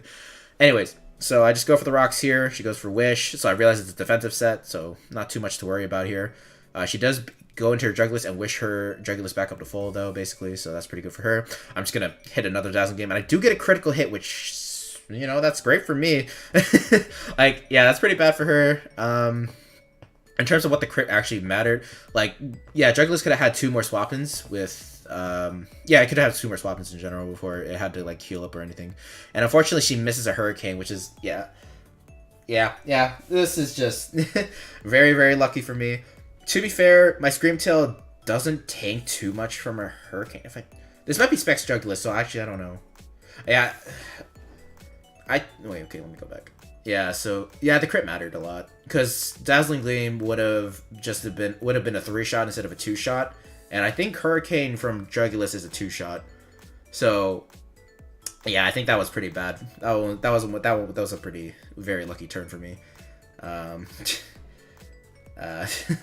Anyways, Arboliva is gonna come out there as I go for another Dazzling Gleam, get another critical hit. Yeah, so I'm getting quite lucky here, which is not great. Anyways, we do see the leftovers revealed on Arboliva. Again, I'm just gonna go for Protect, see what it's gonna go for. Decides to go for Giga Drain. I don't know if I lock it in here. I do just lock it in. Giga Drain does do a decent amount, but since there is the grassy terrain, I get a little bit of my health back. Let's go straight into Hariyama here on the Ferrograph again. I'm still afraid this thing has Psychic, so I definitely swap. Yeah, I swap into Screamtail here. I just swap into Screamtail in case I can possibly Encore it into something, like a Future Sight, for example. Anyways, we do see the Torkoal come in here. No boots. And no... Whoa, hold on. Go back. Yeah, Torkoal comes in. Wish. Yeah, sure, whatever. But it's not... A, it's not boots. And B, it's not Drought. So, 2 very interesting choices there.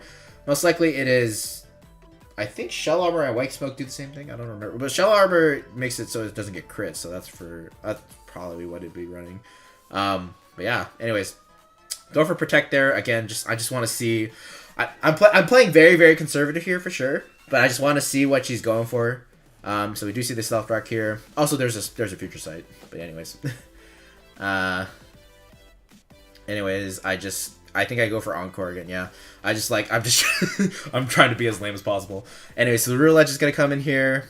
I think the Ceruledge came in on trying to predict my Dragon Ball, basically.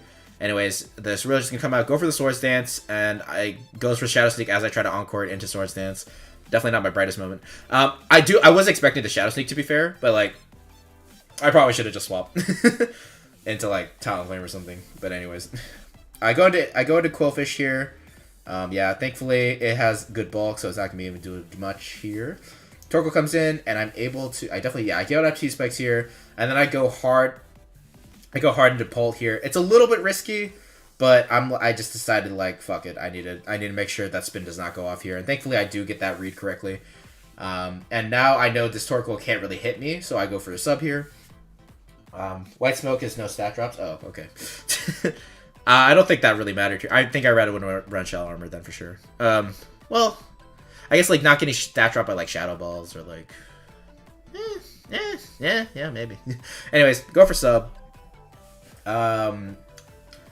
Arboliva. Yeah. Anyways, I just go for Dragon Darts, trying to get some chip. But yeah, the T-Spikes is gonna be very important in this game. As you can see, nothing's immune to it, especially since you didn't bring any Boots Mons, which I don't know why. Well, I guess Jugulus is immune to the Toxic Spikes, but yeah. She does go for Encore, but I mean, I was gonna click Dragon Darts for like every single mod on this team at this point. So yeah, yeah. Anyways, our Beloved is gonna go down here. Something else gonna come in. Yeah, Ferrograph's gonna come in here. It's gonna get poisoned, which is great for me. I was gonna click Dragon Darts against this thing anyway. This normal type, so it's immune to my. I'm pretty sure I had Hex on this thing, so yeah. Anyways, Foul Play is gonna break my sub, and since it does have Foul Play, I can't obviously stay in. So I think I just go straight into Tinglu here. No, go to Screamtail. Oh yeah, I remember. I went to Screamtail. So basically, yeah, I knew her entire set at this point. If you see, Trick, Wish, Future Sight, Power Play. So I knew I could get into Screamtail on whatever move she decided to go for, and get a Wish off, and then get my Screamtail back up to not 0%. So yeah, works out well for me that she had Power Play. Anyways, she's gonna get healed up herself potentially, maybe heal up a Jugulus or whatever. But she's gonna go to Torkoal actually. But yeah, I'm gonna just Dazzling Gleam here, make sure that she can't go straight into Jugulus at the minimum, and yeah. So now my Screamtail is not dead anymore.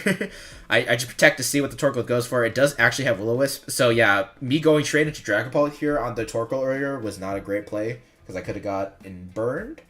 Also, hi Zadash or Zan, or I don't know, one of the two. Yeah. Anyways, I'm just gonna go for the Encore. If I can get it locked into Wisp, that's fine by me. And yeah, I think I have to go. I go for Wish again. I'm playing like a lame ass motherfucker. My name isn't my name. Okay, shut up. Shush. No talking from you. Anyways, I just go for the Gleam. Because, yeah, I could have lamed out the Torkoal and just spammed, like, Dazzling Gleam plus Encore to kill it. But anyways, Cerulean Edge does come in. It's at pretty low health.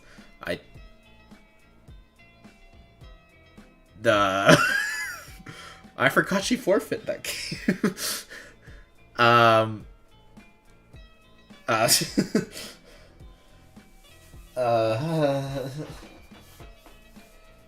Anyways, well, Cerulean Edge comes in, you know, I got the Dazzling Gleam on it.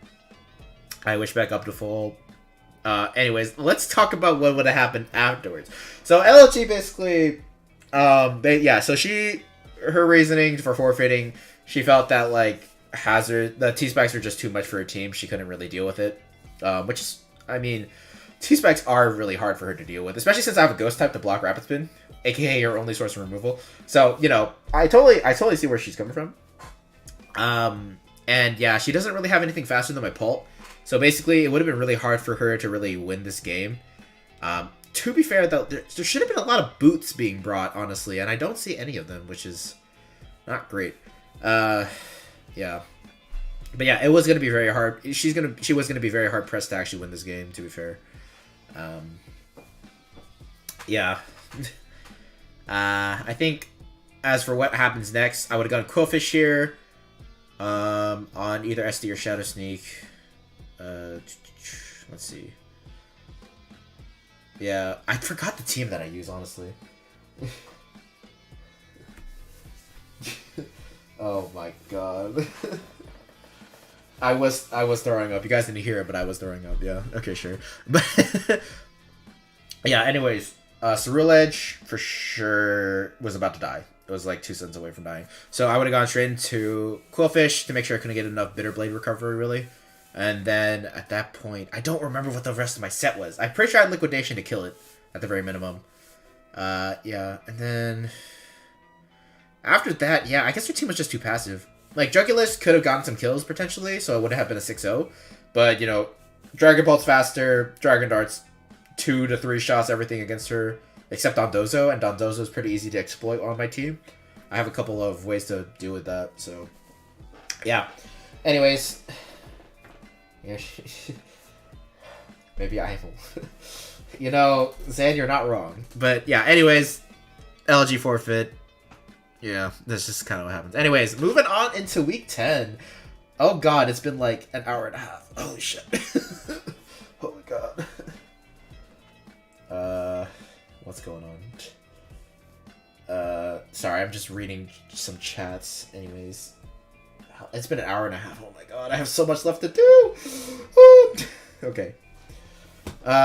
This is week 10 now, so we have 6 matches to go through, and then I have a special surprise at the end. Hopefully I can get through it. But yeah. Starting off, Rimshot Rattatas against the Verbank Venomous. We're going to see the Garchomp lead off against the Rotom Heat here.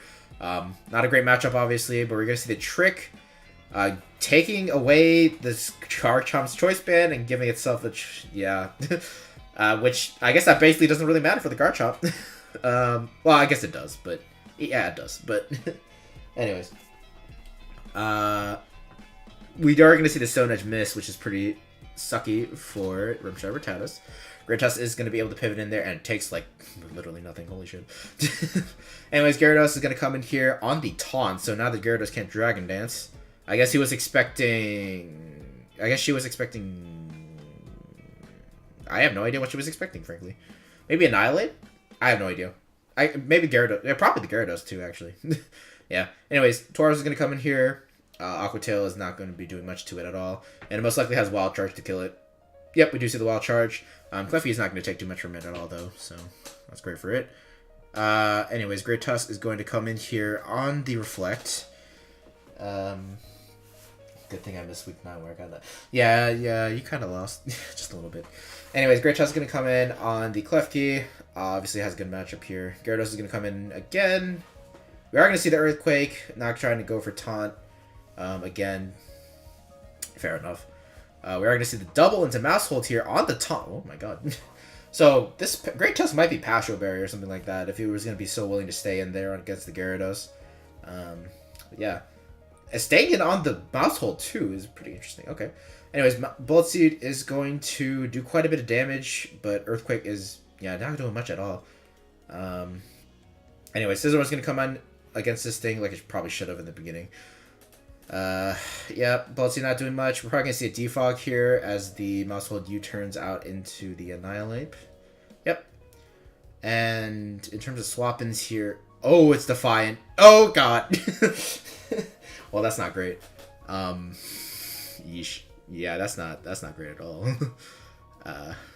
Anyways, Great Tusk is going to come in on the close combat, but it's not going to be able to take a +2 close combat. Yeah, Jesus Christ. Oh my god, Winston's here too. Oh my god, everyone's here. That's crazy. Anyways, Annihilate is revealed to be leftovers, so Frostlass is going to come in here, probably just going to go for a Shadow Ball. As it does, and it is going to take out the Annihilate, so it is going to be evened up here. Frostlass and Gengar are both speed tie each other, so I'm kind of surprised the Gengar came in immediately. And the Gengar is going to win the speed tie, or is Scarf. Or they were both Scarf. I have no idea. Anyways, Scizor is going to come in here. Yeah, Gengar obviously doesn't want anything to do with that. I'm just going to see the Tailwind here from the Scizor. Pretty interesting play as probably U-turn as the U-turn as the Reflect comes out. Probably goes into Run Pete and just pops off it over, I guess. Oh, we're going to see the Trick back. So the Garchomp's going to get back in its band. Well, good for it, I guess. Does go for the Will-O-Wisp here as the... We're going to see the Outrage come out, and it is going to do over half. So yeah, Scizor is definitely going to be coming in here as a response. Yep. And yeah, that's not doing much at all. Yeah. Oh, and he gets 3-turn Outrage, so he gets locked in for 2 turns. Yeah, that's pretty bad. Although at this point, Scizor doesn't have a recovery, so he might just... No, he's not going to go ahead and just try to kill this thing. Please tell me the Bears... Porter, that's week 9. That was week 9. You're fine. This is week 10. This is a different match. But anyways, Gyarados is going to come in here on the Scizor here as the Scizor does go for the U-turn finally. As Tauros comes back in, it's probably just going to go for another Wild Charge. Yeah, Garchomp is going to co-op. Okay. Gets their Wave Crash read, though. That's pretty good. But it's taking a lot of damage in recoil, though. And we are gonna see it not finish off the Garchomp. Yeah, because it's not... Yeah, it's not faster, right? Hi, person who's definitely not someone to play. Okay, anyways. Rowan, who's going to come in on the Earthquake, so I guess it's free to go for, like, Overheat or something. I probably would go for Overheat. It goes for the Trick, though, okay? Gets the Scarf onto the Klefki, which is definitely much worse for the Klefki. And it locks into an attacking move, so Scizor comes out on the Dazzling Gleam, okay? And, what, Bullet Punch? Nope. We're going to see Gyarados come in. Yeah. Yeah, this is expected. Anyways, sorry, I need to like pay attention. Yeah, so Gyarados comes in on the Bullet Punch. Tauros takes the Earthquake, which is actually doing quite a bit of damage even after the Intimidate. But yeah, still can't stand due to the Wild Charge. And that was a smart Wild Charge because if she did go for Wave Crash trying to read the Garchomp staying in, she would have died. Just due to the Rough Skin. And if she goes for Wild Charge, she doesn't get affected by Rough Skin at all. So, yeah. That was a good play to keep her Tauros in the game. Even though it looked stupid. Even though it looked like it wasn't a good play. But anyway, something is going to die here from Banded Outrage, even if while the Garchomp is burned and Scizor is going to be taken out. And... oh, so it is Scarf. But it's going to die to... hangs on by a thread thanks to... well, it's just going to hang on by a thread. And then Gengar is going to come out here, and she's going to take the kill on it. So it wasn't Scarf before, so I guess he just won the speed tie. Anyways, Rotom-Pete's going to come out against the Gyarados. This is a free Volt Switch here, and it's probably going to be faster. Yeah. Oh, Discharge. That also works. No Para, though, which is pretty bad. Okay, Population Bomb is going to knock it out. Yep. But I think Espalter can win this endgame here. Hi, okay, I'm not going to read that. Yeah, anyways. Espalter's going to come in now. It's not faster than Mousehold, though, so I don't know. This Population Bomb... yeah, it's going to kill. Yeah. Alright. Yeah, Mousehold is good. It's good. You know, who would have thought that a 300 base power move after Stab and Technician is good? You know, honestly. Not me. Not I. Not I. Not I at all. Anyways.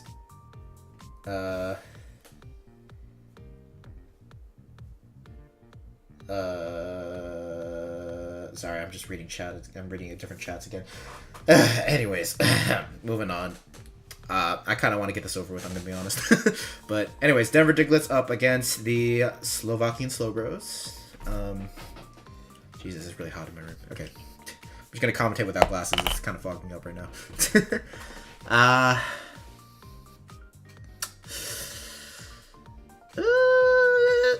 I don't really see anything exceptional on both teams, honestly.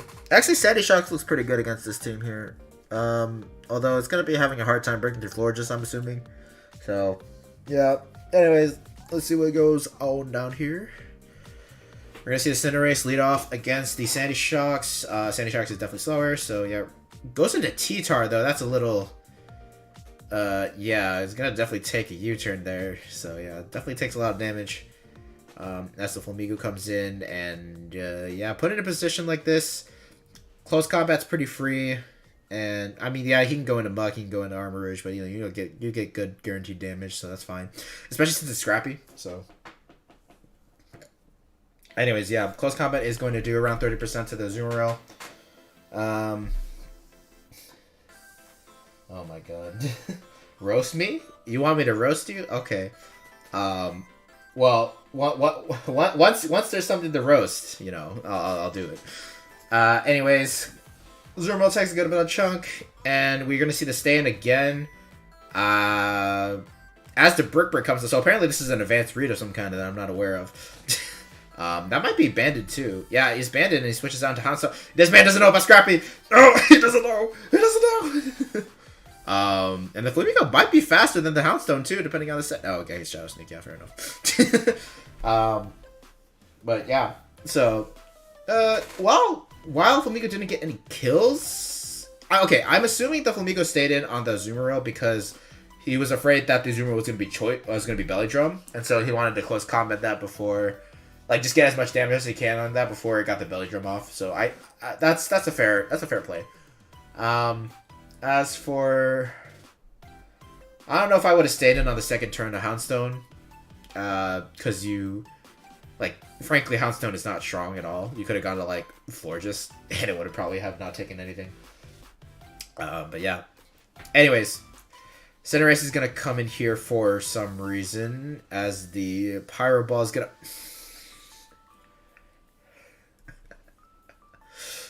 to... That was the luckiest miss I've ever seen. That was the luckiest miss ever. God damn. Alright, anyways. So now the Houndstone can't kill this thing with Destiny Bond, so yeah, he's not gonna get it the second time and Powerball's gonna knock it out. Okay, you got a little bit lucky there. Alright, moving on. Muck is going to come in here now as the Cineration is gonna go straight for the U-turn here. Goes into Glamora on the Fire Punch. And get up the T-Spikes, which probably won't matter too much considering the Muck can just switch out and come back in.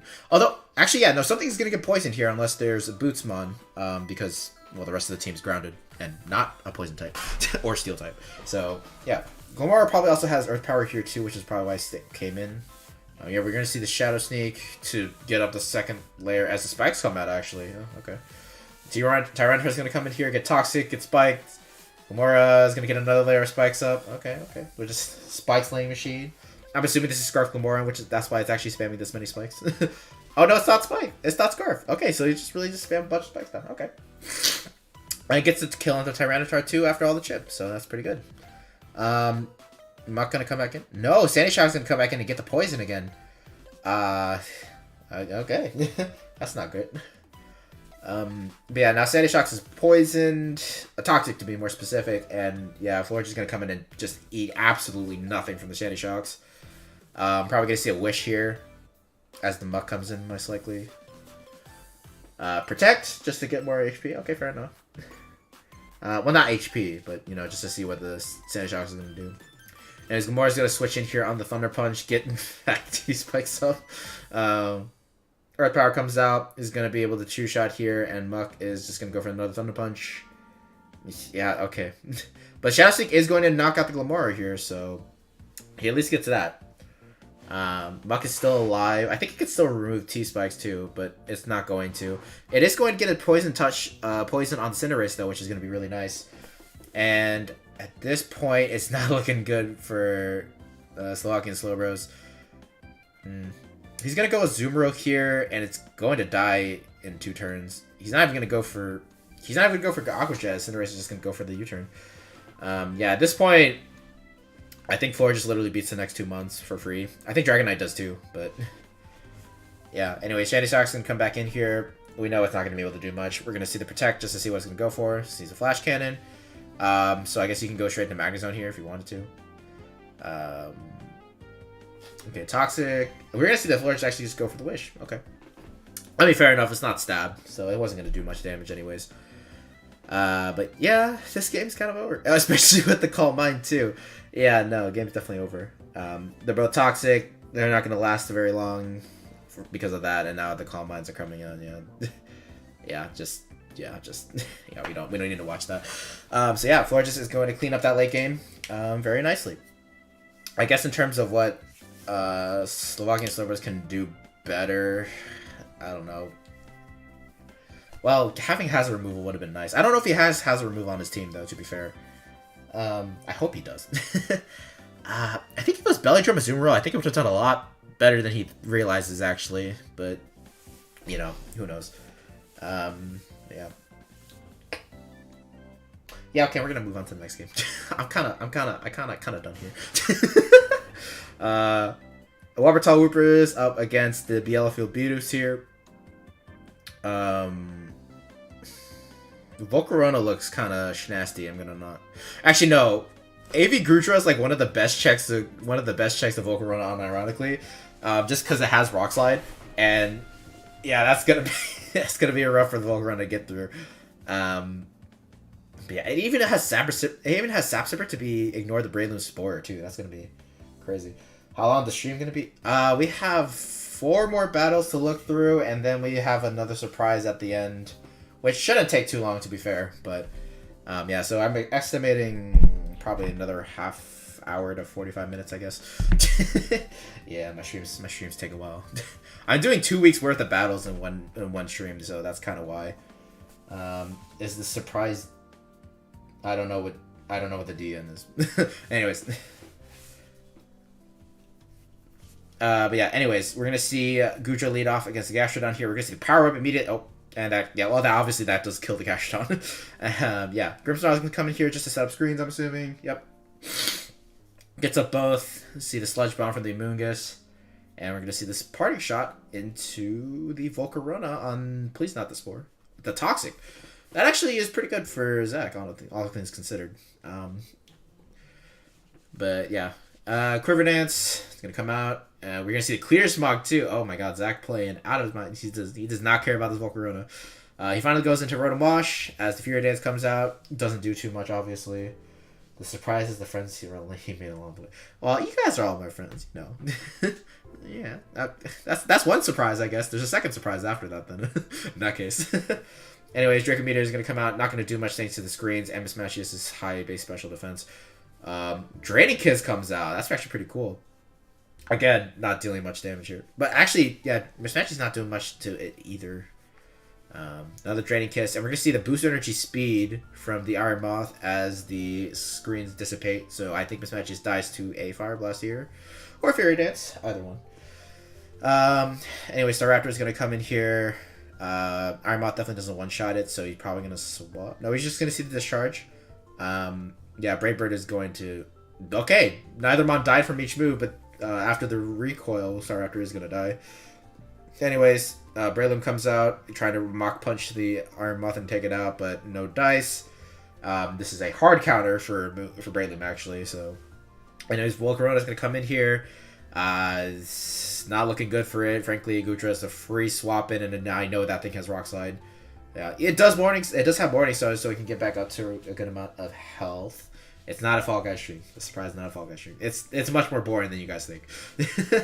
But yeah, anyways, the Grimmsnarl is going to get up both screens. As we see, the Iron Moth actually have Morning Sun too, which is pretty cool tech. Volcarona is going to come back in. As another Morning Sun comes back out of the Iron Moth's back to full. Yeah, sorry. I'm sorry. Anyways, Gutra is going to come in here on the Quiver Dance. Rock Slide's going to 2-hit KO through the screens for sure. So, Bug Buzz is not going to quite 2-hit KO either. No Spit F drop either. Actually, it's going to one-shot after the Toxic. Okay. Yeah. And at this point, I think the game's kind of over. Amoonguss does just kind of wall both of these Mons left, and there's really nothing left to do. Parting Shot. Toxic's the Breloom, which is not Poison Heal. So, yeah, Sludge Bomb, Bullet Seed, yeah, it's not doing much. Blare Ruff, it goes to sleep, goes into Gutra here, I'm assuming just to give it a kill. Power Whip into Rock Slide, yeah. So, yeah, another, well, that wasn't another 6-0, but a 6-0. Boo, nothing you stream is boring. Nothing you stream is boring. Oh. Okay, come on. That's not true. This is pretty boring. I'm falling asleep. No, okay, anyways. Yeah, I don't know. This man really loves his offensive Gastrodons. Can you name one of your Pokemon? You can ask someone else to do that. I don't know if... I don't really nickname people. I said people. I don't really. But I know... Yeah, anyways. I don't know. That Iron Moth was just kind of broken. I think Zach just had a really good matchup, frankly. Sap Super Gudra, really, really good here. It deals with Volcarona, deals with Breloom, deals with the Mismagius to some extent, deals with Gastrodon, and like the only things it couldn't deal with were Grimmsnarl and Staraptor. Staraptor was definitely the biggest problem here, but he still had a whole Rotom Wash. So like, yeah, I think realistically speaking, Zach, it was very hard pressed to lose that game. But anyways, we're gonna move on to the next game. We have the Texas Turtwigs against the Galesong Gardevoirs.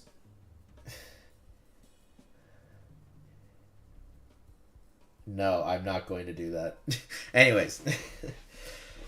Texas Turtwigs up against the Galesong Gardevoirs, version 2.0, as per usual.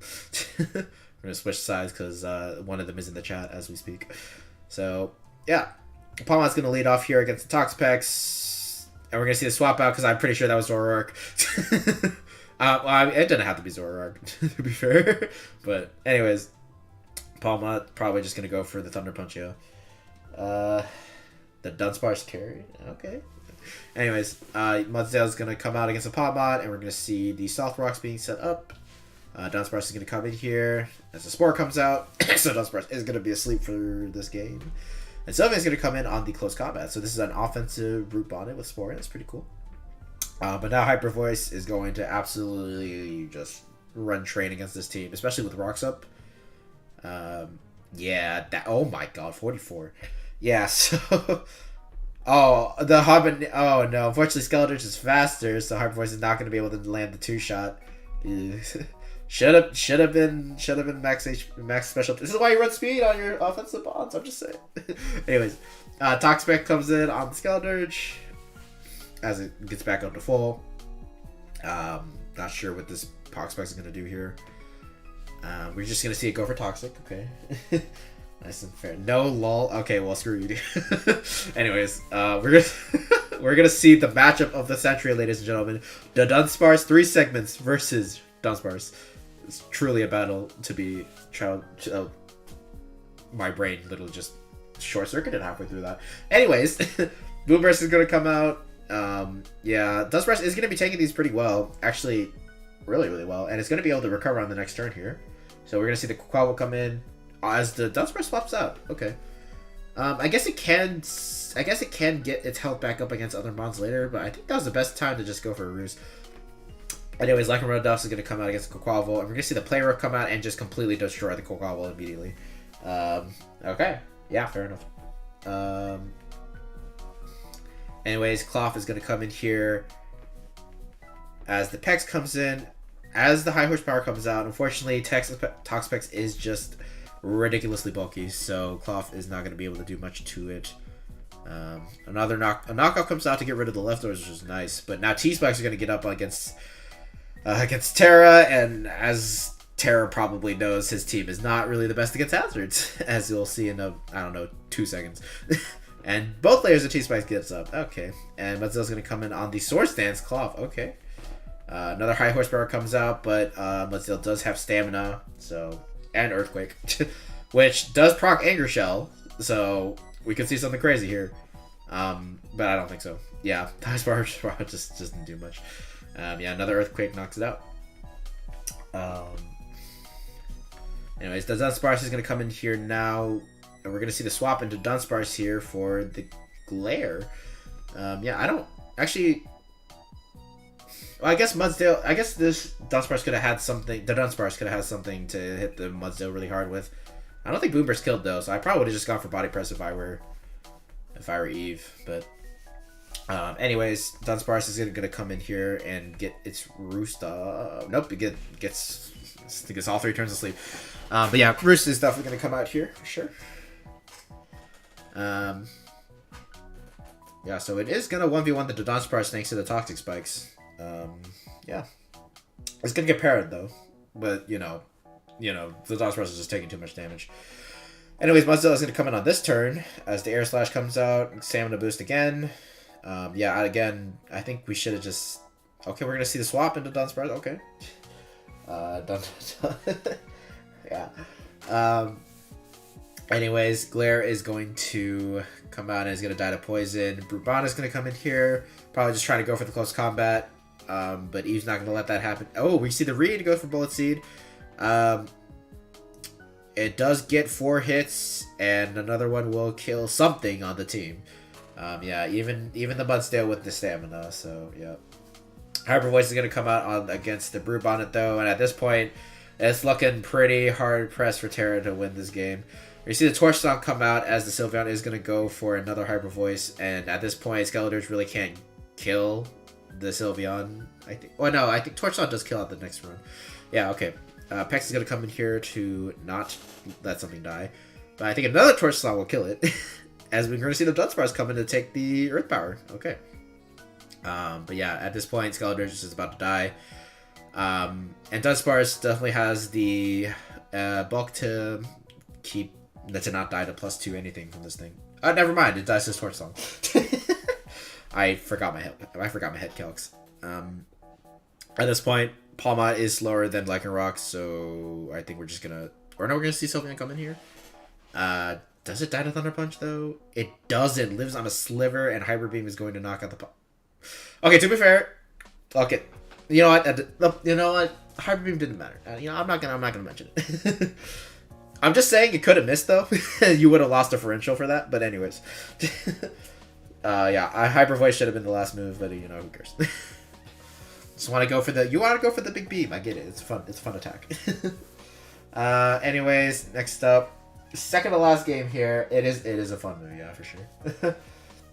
Second to last game here before the surprise. It's not really that big of a surprise. You guys shouldn't be getting your hopes up, by the way.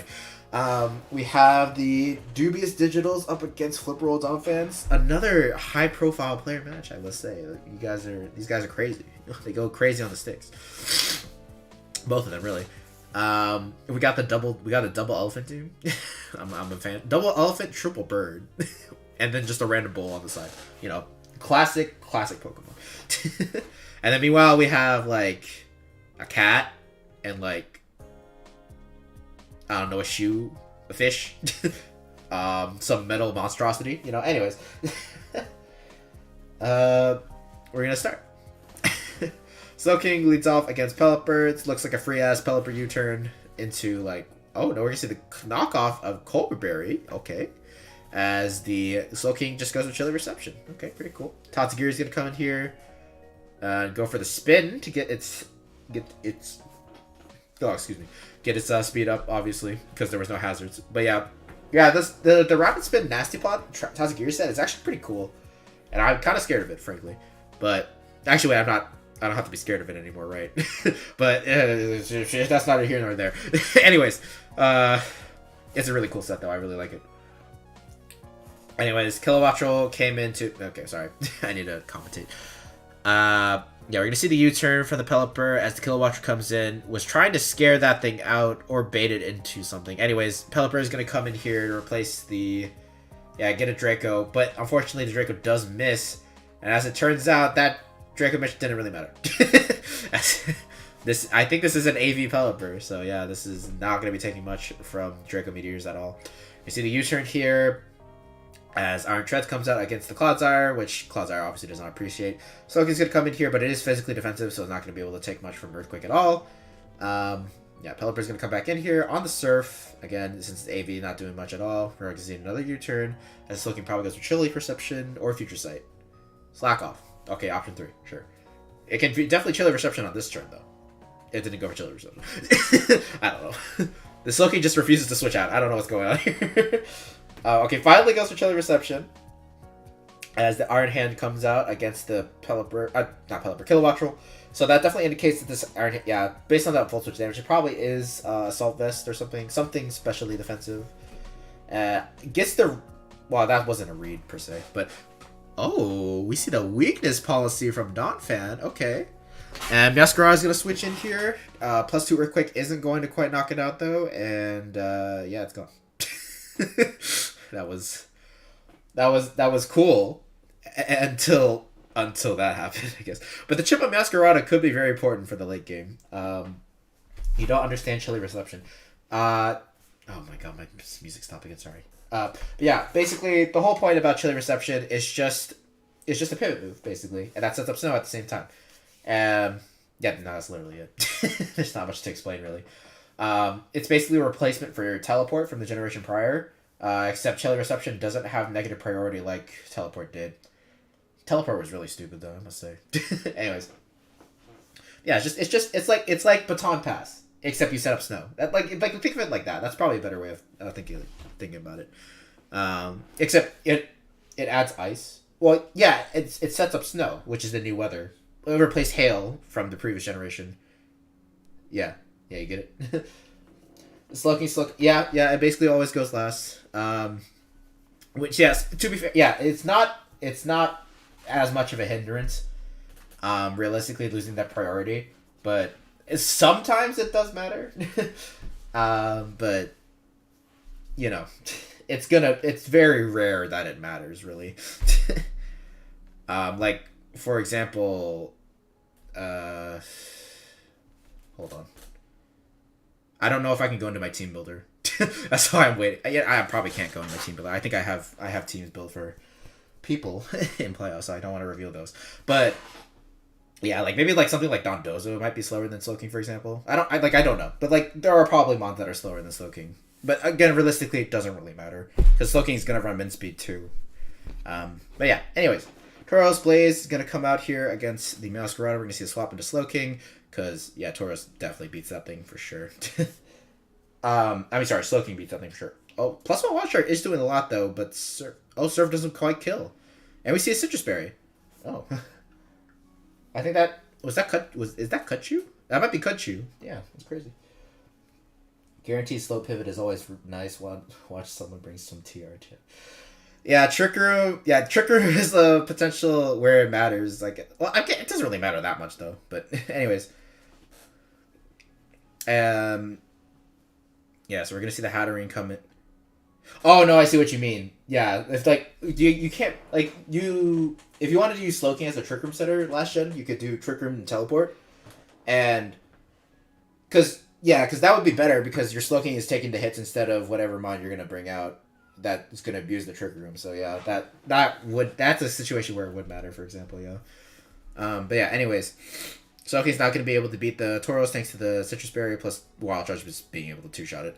Earthquake's going to come out against the Hatterenes. Nice read. And we are going to see the Citrus Berry come out again. Kutchu is a pretty cool ability. Anyways, we're going to see this Hatterene come out with the Baton Pass. Really nice. As Slowking comes back in here. Earthquake obviously not doing much. Surf not doing that much in return. So it might be like AV max attack kind of Iron Treads. Anyways, Chilly Reception again. Brings up the Iron Hands again. Volt Switch again. We've seen this all before. Probably another Ice Punch or something. Yep.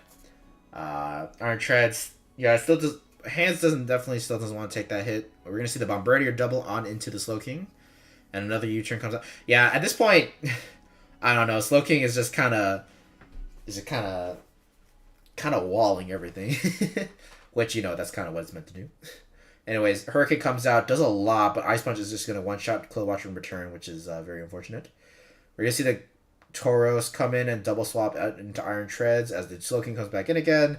Again, Slowking does not care. Assumedly. Another Chilly Reception.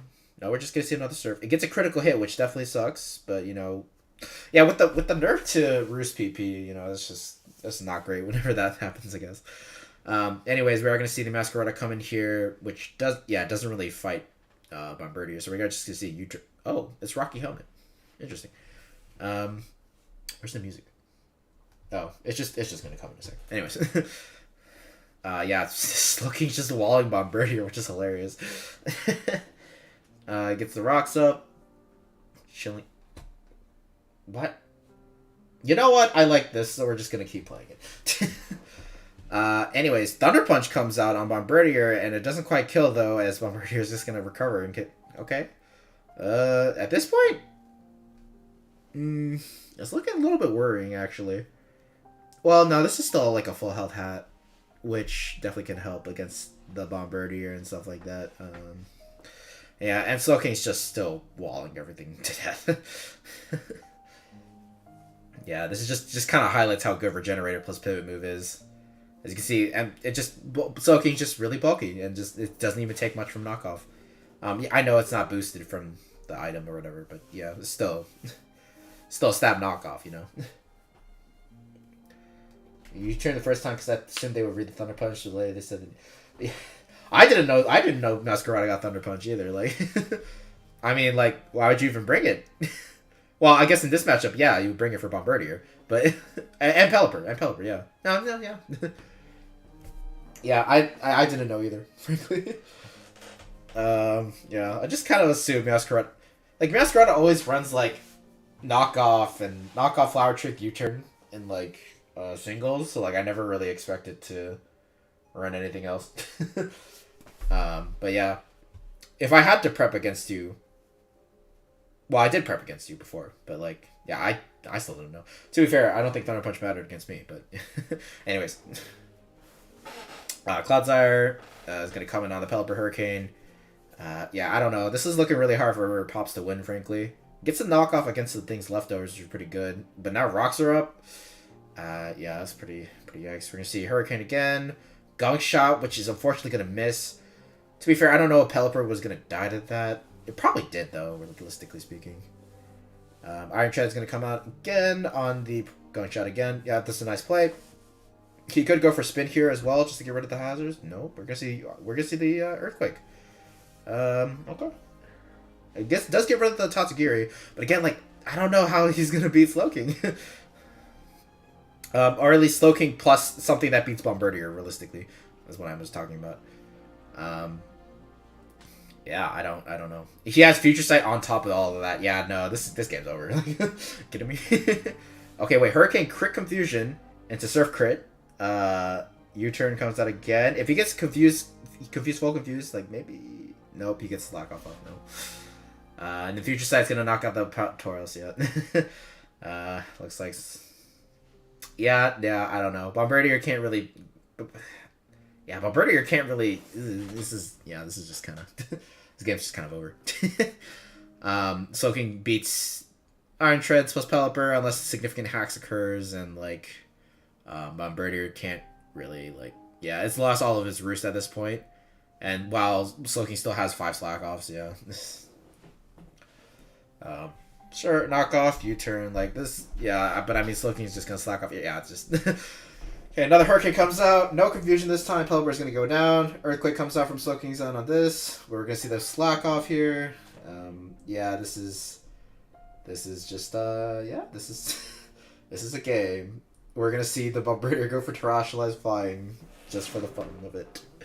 Yeah, this team just had, like, it only had Kilowattrel to deal with Slowking. So, Pops really had to just keep Kilowattrel alive in this entire game then, in that case. And he shouldn't have gone for Hurricane against the Iron Hands, realistically speaking.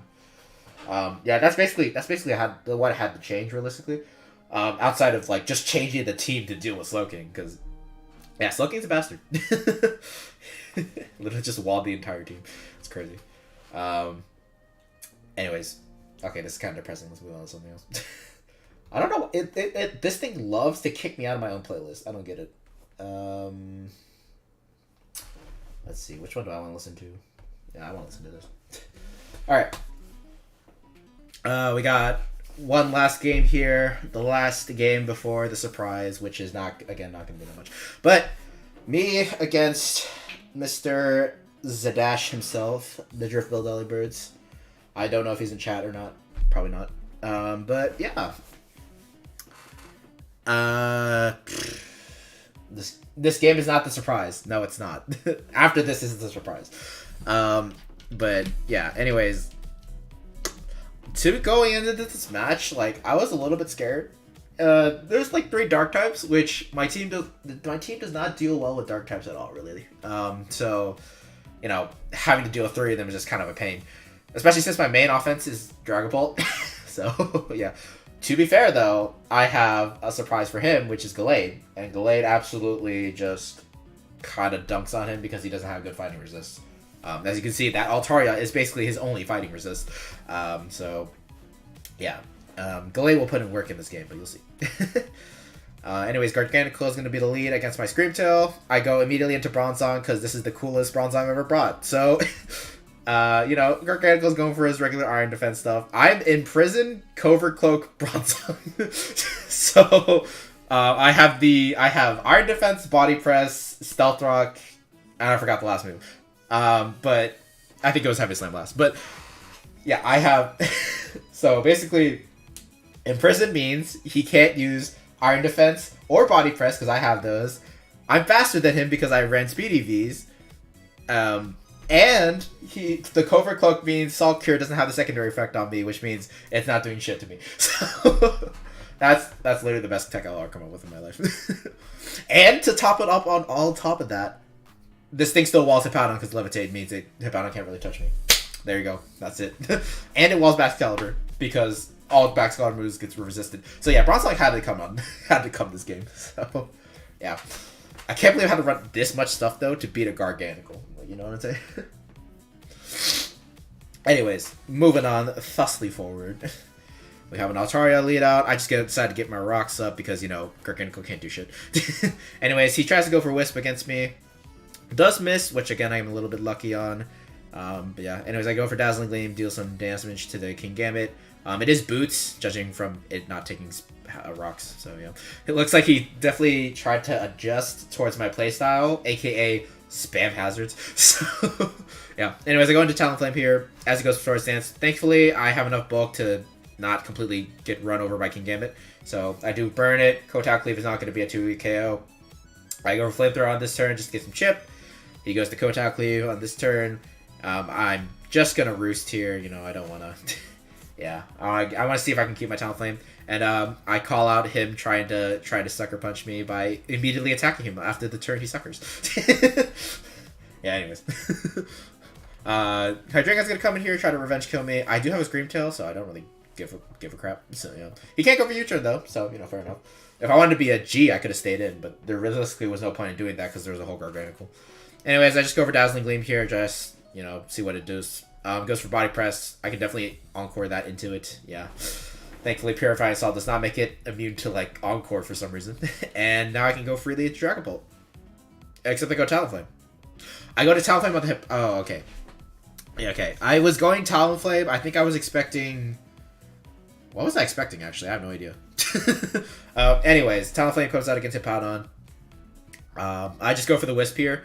I know he could potentially have Stone Edge here, and it turns out he does. But first off, I could have potentially lived Stone Edge. Actually, after Sand, I don't think it was guaranteed for me to live at all. But I was just like, I'd rather get the burn on Hippowdon because that just helps me a lot later on. Another thing my team doesn't like dealing with is ground types, by the way. So yeah. Anyways, Galade's gonna come in here. I just go for Psycho Cut because I just want to get damage. I figured he might go into Altaria, but I didn't get that play right. Anyways, Earthquake's not doing much thanks to the burn I gave it earlier, and I'm just gonna keep staying in. It's okay if he goes Hydreigon, that's fine, because I just have the permanent answer at Scream Tail, especially since this is Scarf Hydreigon, as I figured. But yeah. Anyways, Hippowdon's gonna come back in here. Here's where I kind of screw up. Like I knew Dazzling Gleam would kill here, but I wanted to lock him to slack off, basically. But I could have just gone into something like Gallade or Bronzong or whatever anyways, so I don't know. That was kind of a weird play for me. But yeah, I do Encore him to slack off. I go to Dragon Ball here as he goes into his Garganical. My Dragon Ball does have enough HP and defense to not... Actually, I don't think Salt Cure really just... I think Salt Cure literally just didn't kill me, so... like, didn't break my sub naturally. I'm not sure, though. But anyways... Substitute, Recover. I just go for Surf. It's basically 2-hit KO. If he had leftovers, it wouldn't have been. But Salt Cure doesn't break my sub, so I felt pretty advantaged in this matchup. Goes with Surf. This is a great opportunity for me to wear down his Gallade answer, so I just go for Dragon Darts. It doesn't quite kill because this Altaria has a lot of defense, and it is able to get the Defog off, which is good for him. But I am able to take out the Altaria, which means Gallade has opened up for later in the game. Anyways, Hydreigon's gonna go for U-turn to break my sub, but I recognize that, and I just go for the... Oh, I go for Dragon Darts. I don't know why I went for Dragon Darts there. That didn't make sense. I should have definitely just went for sub. But anyways, he's gonna go into Hydreigon here as I go for Surf. I just want damage on the Hippowdon. So now, those plays kept him in the game. I was playing very safe there just because I didn't really need to force an advantage. Like, I'm already in an advantage state. I don't really need to like try to keep it up because my team is just really good at answering stuff defensively, so I didn't really care too much really. So I just go into Scream Tail here. He goes for Dark Pulse. It does do a decent amount, and so he could potentially like Scarf Lynch me down with Dark Pulse and stuff, so that's just something for when he's like late game and he needs to do that though. Anyways, I think I go for Wish here, yeah, and then I think I just go straight into Gallade. Just because, he's burned, so the Earthquake's not going to kill me, and then I can, kill it with the Sacred Sword now, because his entire team is weak to that. So, yeah. Sacred Sword does knock out Hippowdon at this range. It does knock out Garganical, even after a Chople Berry. And, yeah. I do live a Scarf Draco Meteor, too, because Gallade has good Spadef. Knock that out, and I just stay in on this thing and knock it out with Sacred Sword, too. Yeah. There's no reason for me to switch at that point because I just need to make sure that the back Excalibur doesn't sweep me, so I just have to stay in and make sure I kill it in one shot. So, that is it for the games. And now, if you'll notice, we have only went through 13 matches, and that's because the 14th wasn't played yet. And, yeah, I said I was going to do a Metronome battle for it. And, yeah, that's the surprise. It's a Metronome battle. If you don't like it, feel free to, like... not sub or something, I don't know. Anyways, I gotta switch into my regular fucking stream mode here. Hold on a second. Yeah. Okay. I need to set this up real quick, so just give me a second. I gotta log into Showdown and Incognito and find my metronome team. There we go. Oh, where'd it go? Ah. Yes, there we go.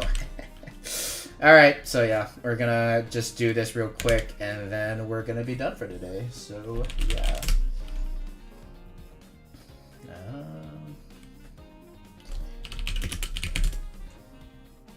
Challenge. This was for Napdex AG.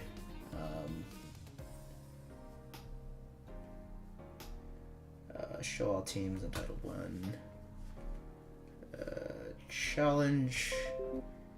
Show all teams. Metronome tiebreaker. Where is it? Where? Where is it? Oh my god. I have too many teams. This is too many teams.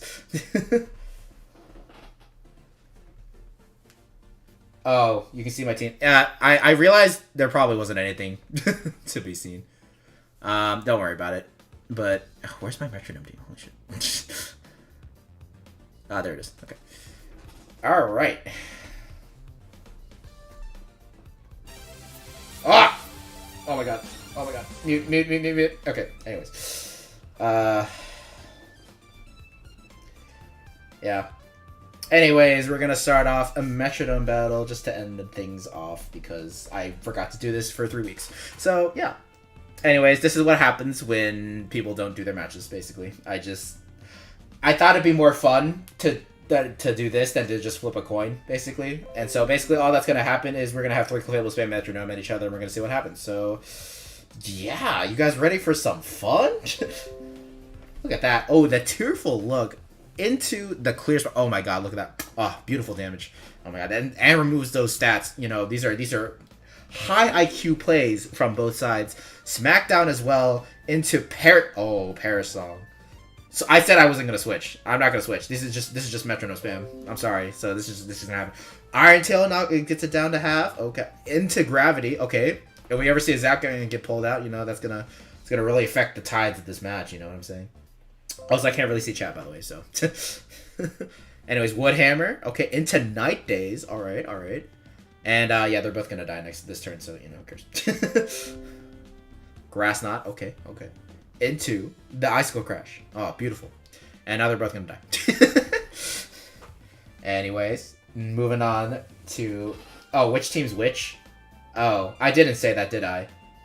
Well, okay, it's an even game right now, so I am Elegy, and the Ask of a is gonna be Dayton Dugongs. So yeah, that was the battle that didn't happen. Sorry, should have specified earlier. So we're just gonna keep going on there. I forgot I usually change my names into something resembling the two. But yeah, I forgot. Anyways, so yeah. TTL specs, this side, the left side, that's Elegy, the other side, Dayton Dugongs. Anyways, moving on. Thusly forward. Symbol Beam. Okay, gets rid of Magic Guard. Alright, we're gonna see what happens now. Okay. Struggle Bug. Okay. You know, gotta lower that special attack. Oh, the Force Palm into the nothing. Into the nothing. That's crazy. This is some crazy stuff. This is some crazy gameplay. Okay, let me see if I can... I'm going to, like, shrink this screen. Okay, there we go. Now I can see both. Now I can see the chat and play the game at the same time. Look at that. Ooh, rap. Wait, the Magic Guard's gone. It's a ticket. Okay, but now the Magic Guard's gone. Oh, my God. Alright, this is crazy now. Another Metronome gets a wing attack. Alright, Metronome. Reflect. Okay, but the rap damage. It's crazy. Using Simple Beam to... Oh, my... It's so crazy. Oh, into Pain Split. Oh, my God. That's a throw. Anyways. Well, sorry. That's the other side around. It's not a throw. Oh, into the Poltergeist. They do have Lepa Berries, so it is going to work. Into Tar Shot. I forgot that move was a thing. Anyways, Rap is going to knock out that. Dayton Dugon's on the ropes here. Only on his last Pokemon. you know, we're gonna see some crazy stuff. He does have the reflect up though, so that might matter. Maybe, I don't know. Last respects. Oh shit. The 150 base power last respects. It's crazy. Oh my god. Wait, if someone pulls Rage Fist in like 3 turns, this is gonna be crazy. Oh my god. Anyways, psych up. Really smart play there, honestly. Into Judgment. This Clefable is popping off. You know, imagine one with last respects and Judgment. You know, it's too much. It's too much. Flip. No, he lost his Limit Berry. He can't remember. Oh god. Wait. LG's throwing massively. Oh my god. This can't be happening. The peck. Oh my god. Beautiful. Into Rock Tomb. Okay, so now they're both -1 speed. Alright, it's gonna be back to a speed tie, ladies and gentlemen. This is great. Splash. It's a spin. Oh god. If it comes down to the throw of the ledge. Oh my god. Dave Dugong's throwing his match by using Misty Explosion. Oh my god, how could this happen? This is the worst thing ever. Oh my god. Damn. LG won. Oh my god. I must say, this was the worst play game of my life. I can't believe this man had Rage. He had fucking Last Respects and Judgment. He just refused to use either and went for fucking Misty Explosion. Oh my god. Oh my god. Okay. Anyway, see, this is more exciting than a coin flip, right? Anyways, yeah, so LG is gonna win that. The reason why I haven't done that for 3 weeks is not because I was waiting for this, is because well, first off, I forgot. Second off, their results didn't matter at all. Like, regardless of who won, it didn't matter in the rankings, so I was like, who cares? I don't need to play. But anyways, now this is done. I can officially finish up their match. Yeah, so with that is the end of the stream. So beats my Imprison metronome thing too. It does not, honestly. Imprison, if you ever roll Imprison in a metronome battle, it's the best thing ever, honestly. But anyways, that is going to be the end of the stream. Thank you guys so much for sticking around and watching. And yeah, I will see you guys next time. Peace.